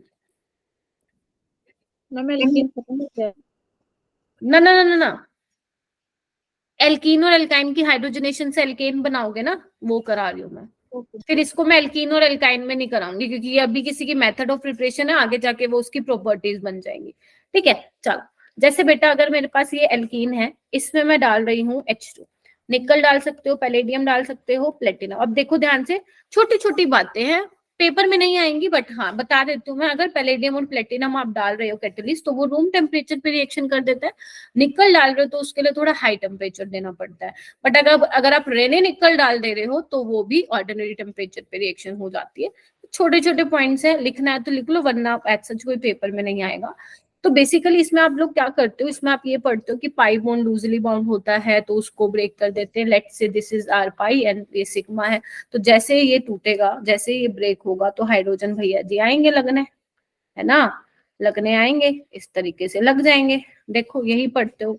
And अगर मैं एल्काइन में लिख दूं, एल्काइन में आप क्या करते हो, एल्काइन में भी ये 2 बॉन्ड क्यों बनाती है, एल्काइन में भी सेम होगा क्या, अगर आप डाल रहे हो H2, इनमें से कोई कैटलिस्ट डाल रहे हो, निकल, पैलेडियम, प्लेटिनम, तो वो क्या करेगा, कर देगा, रिमूव कर देगा ये। देखो अब यहाँ पे ना वो मत सोचना बर्च रिडक्शन, वो अभी नहीं आ रही है ना, बर्च रिडक्शन इन लार कैटलिस्ट। अगर वैसे वाले रिएजन नहीं दे रखे देन तो आप कंप्लीट हाइड्रोजनेशन करा दोगे, ठीक है। मैम ये मैम डायरेक्ट इसमें ऐसे ही होता है कि दो स्टेप में जाते हैं, पहले एल्कीन बनाते हैं, उसके बाद हम लोग दोबारा जब लेते हैं तब हमारा एल्केन बनता है। हाँ यही डाउट हाँ लेकिन अरे वो तो है ही, पहले अगर ट्रिपल बॉन्ड है तो ऑब्वियस ही बात है वो पहले एल्कीन बनाएगा देन आपका एल्केन बनाएगा, तो ये कंप्लीट एल्केन की फॉर्मेशन करता है ना। बट अगर आप कोई और, जैसे अपन क्या पढ़ते हैं, लिंडार कैटलिस्ट पढ़ते हैं, उसमें आप पॉइजन ऐड कर देते हो लाइक बेरियम सल्फेट, क्लोकिनोलिन, तो वो ट्रिपल बॉन्ड को कंप्लीटली एल्केन में नहीं चेंज करता, वो डबल बॉन्ड तक ही रोक देता है। बट इसमें आप एल्कीन नहीं दिखाओगे, आप इसमें डायरेक्ट ये बनाओगे बेटा, समझे गए ना। हाँ ठीक है। अच्छा तो अब ना बात आती है इसके इंपॉर्टेंट पॉइंट्स की, लिखना चाहोगे, इसके इंपॉर्टेंट पॉइंट्स लिखना चाहोगे। मैं थोड़ा सा इसका देखो मैकेनिज्म ऐसे आपको बता देती हूँ वर्बली, मैं लिखवा नहीं रही हूँ। बेसिकली आप क्या लेते हो, मैंने आपको सरफेस केमिस्ट्री में भी पढ़ाया था, हालांकि अभी तो चैप्टर डिलीट हो गया है। आपका कैटालिटिक सरफेस होता है, ठीक है। हाइड्रोजन गैस में बच्चे ध्यान रखना, अगर आप सोचते हो कि HH का जो बॉन्ड है उसको ऐसा ब्रेक करके डायरेक्ट चिपका देंगे कार्बन पे, तो ऐसा नहीं होता है, दोनों का बॉन्ड बहुत स्ट्रॉन्ग होता है। तो इसके लिए हमें कुछ करना पड़ेगा। कब करते क्या, हम कैटालिटिक सरफेस लेते हैं, जो हाइड्रोजन गैस होती है उस पर एब्जॉर्ब होती है, तो जब वो एब्जॉर्ब होती है तो वो अपना बॉन्ड वीक कर लेती है, राइट। और जब वो अपना बॉन्ड वीक कर लेती है, जब एल्कीन उसके कॉन्टेक्ट में आता है तो वो क्या करता है, एल्कीन के साथ जाके चिपक जाती है। अब वो चिपकती किस वे में है, किस तरीके से एडिशन होता है, सेम एडिशन होता है, मतलब सेम साइड से आएंगे। अगर एक ऊपर से आ रहा है तो दूसरा भी हाइड्रोजन ऊपर से आएगा, अगर एक नीचे से आ रहा है तो दूसरा भी नीचे से होगा। तो बेसिकली सीन एडिशन होता है, 4 मेंबर ट्रांजिशन स्टेट बनती है। लिखूं मैं, लिखवा दूं, चलो इंपॉर्टेंट पॉइंट्स में लिखिए बेटा, इंपॉर्टेंट पॉइंट्स में लिख लो, मैं लिखवा देती हूँ। इंपॉर्टेंट पॉइंट्स लिखो बेटा। There is no intermediate formation, there is no intermediate formation in this reaction, ठीक बात है। सेकेंड पॉइंट लिख लो, 4 member transition state takes place, 4 membered transition state जो है वो बनती है इसमें, लिख लो, फॉर्म ड्यूरिंग द रिएक्शन, लिखो बेटा, हो गया। उसके बाद तीसरा लिखो, reaction is exothermic in nature, reaction is exothermic in nature. क्यों, क्योंकि क्या हो रहा है, पाई बॉन्ड ब्रेक हो रहा है, सिग्मा बन रहा है ना, तो सिग्मा बॉन्ड आज स्ट्रॉन्गर देन पाई बॉन्ड, तो हीट रिलीज होगी, एक्सोथर्मिक रिएक्शन होगी। अच्छा मुझे ये बताओ एंट्रोपी का क्या हाल होगा, एंट्रोपी नेगेटिव होगी। हालांकि ये तुम्हारा सरफेस में आता है, बट इसमें भी बताया जाता है कि क्योंकि पहले तो गैस के मॉलिक्यूल्स मस्त घूम रहे थे, वो एड्सॉर्प्शन हो रहा है तो रेंडमनेस कम हो गई, या रेंडमनेस कम हो गई तो फिर उसका डेल्टा एस भी लेस देन 0 हो जाएगा, ठीक है। चलो और लिखो, 4th पॉइंट लिखो बच्चे, reaction is happening, reaction is happening from the surface of metal, ये भी ठीक है, कोई बात नहीं साक्षी, ठीक है। 5th पॉइंट लिखिए बच्चे, रेट ऑफ रिएक्शन, ये बहुत इंपॉर्टेंट है, जो पॉइंट बता रही हूँ इस पे तो जितने स्टार लगा उतने कम है। स्टीरिक हिंड्रेंस, स्टीरिक हिंड्रेंस, एक बात बताओ, अगर तुम एल्कीन या एल्काइन ऐसा ले लो तो बल्कि सा, मतलब जितने ज्यादा एल्काइल ग्रुप लगे होंगे H को आने में क्या होगी, दिक्कत होगी ना, प्रॉब्लम होगी। तो जितना ज्यादा स्टीरिक हिंड्रेंस होगा, rate of reaction, rate of hydrogenation उतना ही कम हो जाएगा। क्लियर है ये बात, क्लियर है। बहुत इंपॉर्टेंट है बच्चों, जबरदस्त इंपॉर्टेंट है, जबरदस्त। बहुत बार खोलना आज प्रीवियस ईयर तो देखना कितने क्वेश्चन मिलेंगे तुम्हें। रेट ऑफ रिएक्शन एल्कीन का कम होता है एल्काइन के कंपैरिजन में। बहुत इंपॉर्टेंट पॉइंट है। व्हाई? एल्काइन में क्यों होता है रेट ऑफ एल्काइन में इलेक्ट्रॉन डेंसिटी ज्यादा होती है तो वो अटैक फास्ट होगा ना, ये भी बोल सकते हो, लेकिन एक जो अप्रोप्रिएट रीजन है वो क्या है? हाँ, वो अप्रोप्रिएट रीजन ये है कि एल्काइन का क्या होता है, मॉलिक्यूल लीनियर होता है, जबकि एल्कीन का प्लेनर होता है। तो एक लीनियर है, एक प्लेनर है। तुम एक बार बताओ, हाइड्रोजन किस में अच्छे से आएगा? लीनियर वाले में आराम से उसका क्या होगा, एडिशन होगा। ठीक है, तो ये चीज ध्यान रखना बच्चे। और यहाँ पे लिख लेना, सिन एडिशन होता है, सिन एडिशन होता है। लिख लिए बातें, 6 पॉइंट लिख लिए बच्चों आपने। ठीक है, अब तुम्हें पता है क्या करना है? अब तुम्हें मेरे को क्वेश्चन करके दिखाना है, फिर तुम्हारी छुट्टी। क्वेश्चन करके दिखाओ। लिख लिया ना? जल्दी एक बार मुझे थम्स अप कर दो, फिर मैं आगे चलती हूँ क्वेश्चन पे। लास्ट टॉपिक है ये, कल फिर आगे के कराऊंगी। अभी एल्केन खत्म नहीं हुआ बेटा।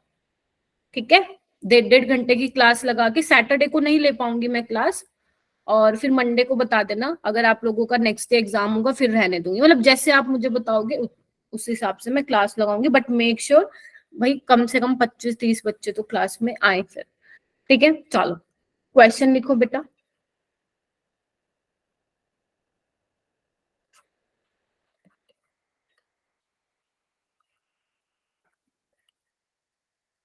हाँ बेटा, हीट ऑफ हाइड्रोजनेशन, हाँ हाँ हाँ हाँ, वैसे वाले क्वेश्चन भी मिलेंगे तुम्हें। ठीक है,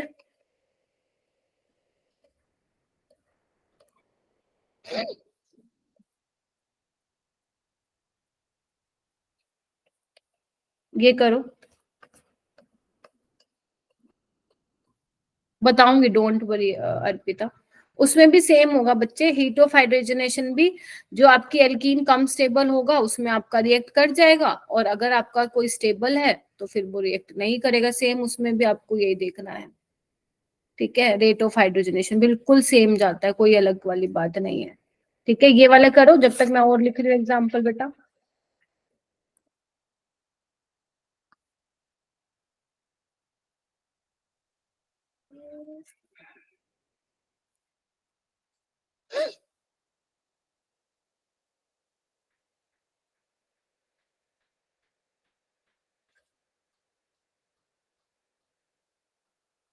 मेरी बेंजीन पे मत जाना बेटा, थोड़ा ना जगह नहीं है। चलो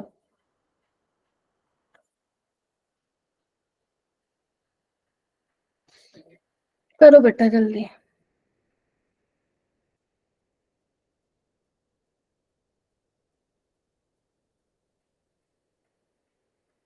बाकी मैं अर्पिता बता दूंगी कल ना क्वेश्चन, उसके हीट ऑफ हाइड्रोजनेशन के क्वेश्चन ही करा दूंगी मैं। ठीक है, चलो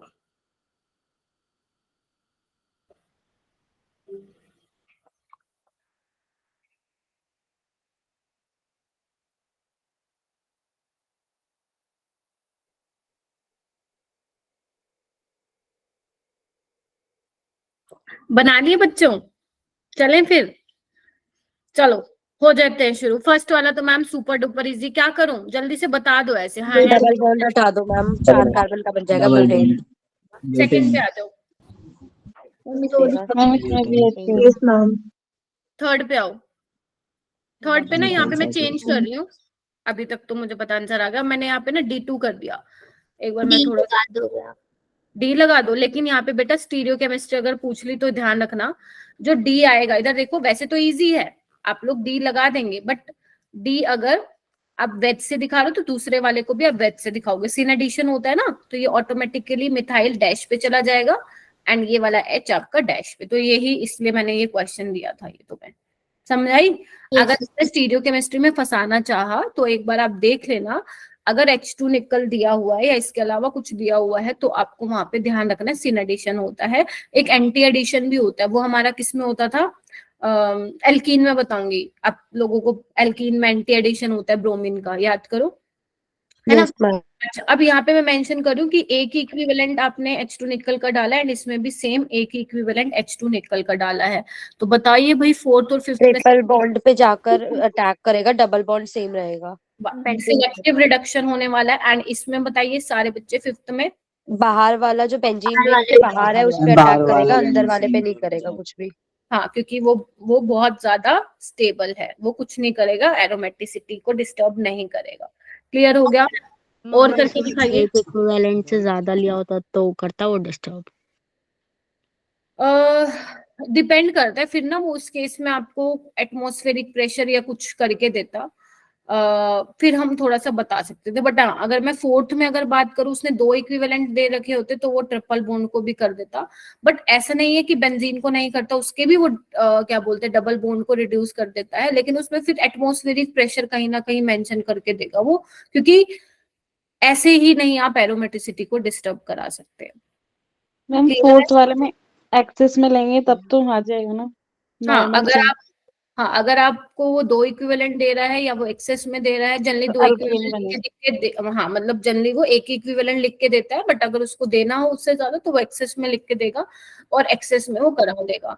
ठीक है, तो ये वाली चीज होती है। इसमें हम देखेंगे कि उसने कुछ प्रेशर वगैरह मेंशन कर रखा है, तो उस पे बेस, फिर उस पे बेस्ड हम देखेंगे कि क्या करेगा, वो करवाएगा कि नहीं, क्योंकि इसको थोड़ा सा डिस्टर्ब कराना थोड़ा मुश्किल हो जाएगा।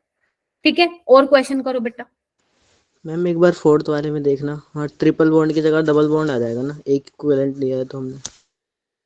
ना ना ना बच्चे, डबल एल्कीन तो बनेगा ही नहीं, एल्कीन तो अपना लिल्लार कैटलिस्ट में बनता है। रीप, ओ सॉरी दीपक, समझ रहे हो? जब भी H2 निकल आएगा तो वो तो डबल बॉन्ड हो उसको पूरा खत्म करेगा, ट्रिपल बॉन्ड हो उसको भी पूरा खत्म करेगा।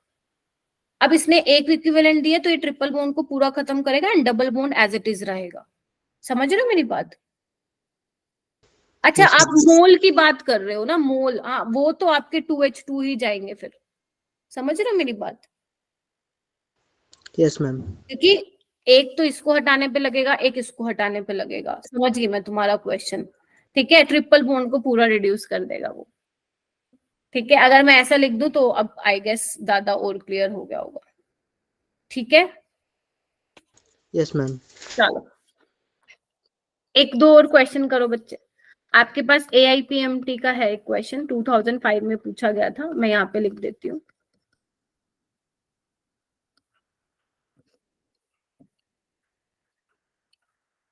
आप मुझे बताना, ठीक है?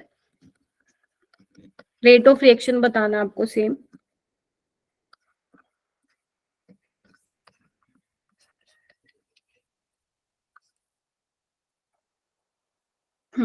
सेम तो नहीं बना दिया ना? हाँ ठीक बनाया है। आपको वही सेम बताना है, rate of reaction towards hydrogenation, rate of hydrogenation बताना बेटा। बताओ भाई किसमें?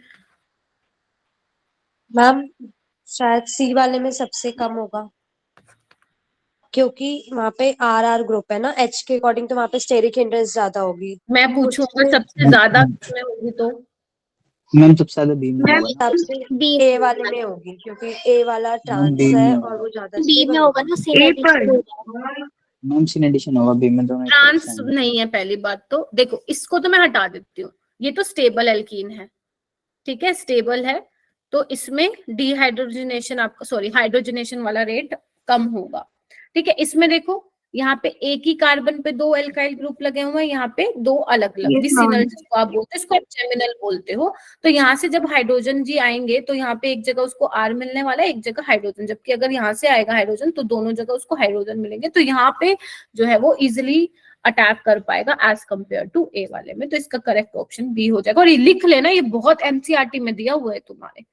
ठीक है, हाँ, अगर तुम्हें उसका ऑर्डर बताना होगा तो बता सकते हो, सबसे कम इसका होगा, फिर इसका होगा, फिर ए वाले का, और सबसे ज्यादा इसका होगा। CDBA, CDAB sorry. ठीक है, हो जाएगा। चलो, तो मैंने जैसे कि आप लोगों को प्रॉमिस किया था कि मैं आपको छोड़ दूंगी, एंड जितना मेरे को कराना था आज के लिए उतना मैंने करवा दिया, एंड आई एम हैप्पी। ठीक है, आपको बस क्या करना है, आपको जो मैंने पढ़ाया है वो रिवाइज करना है। अगर आपने अपने नोट्स बना रखे तो उसको रिवाइज करो। ठीक है, बहुत अच्छे से करो, एंड नीट के प्रीवियस ईयर देखोगे। ठीक है, बहुत ज्यादा क्वेश्चन नहीं मिलेंगे आपको, बट कुछ तो मिलेंगे, वो आप लोगों को करने हैं। बस इतना, यही काम करना आपको। एंड जो क्वेश्चन वगैरह और कुछ होंगे वो मैं आपको बता दूंगी, एंड जो आप अपने बोर्ड्स के लिए प्रिपेयर कर रहे हो उसको अपने उसके लिए कंटिन्यू करो। समझ में आ गई? और बेटा मैं फिर बोल रही हूँ, आपको ऐसे करना है ना, एक बार मैं रिकॉर्डिंग कर दूं बंद, 1 मिनट रुको बेटा।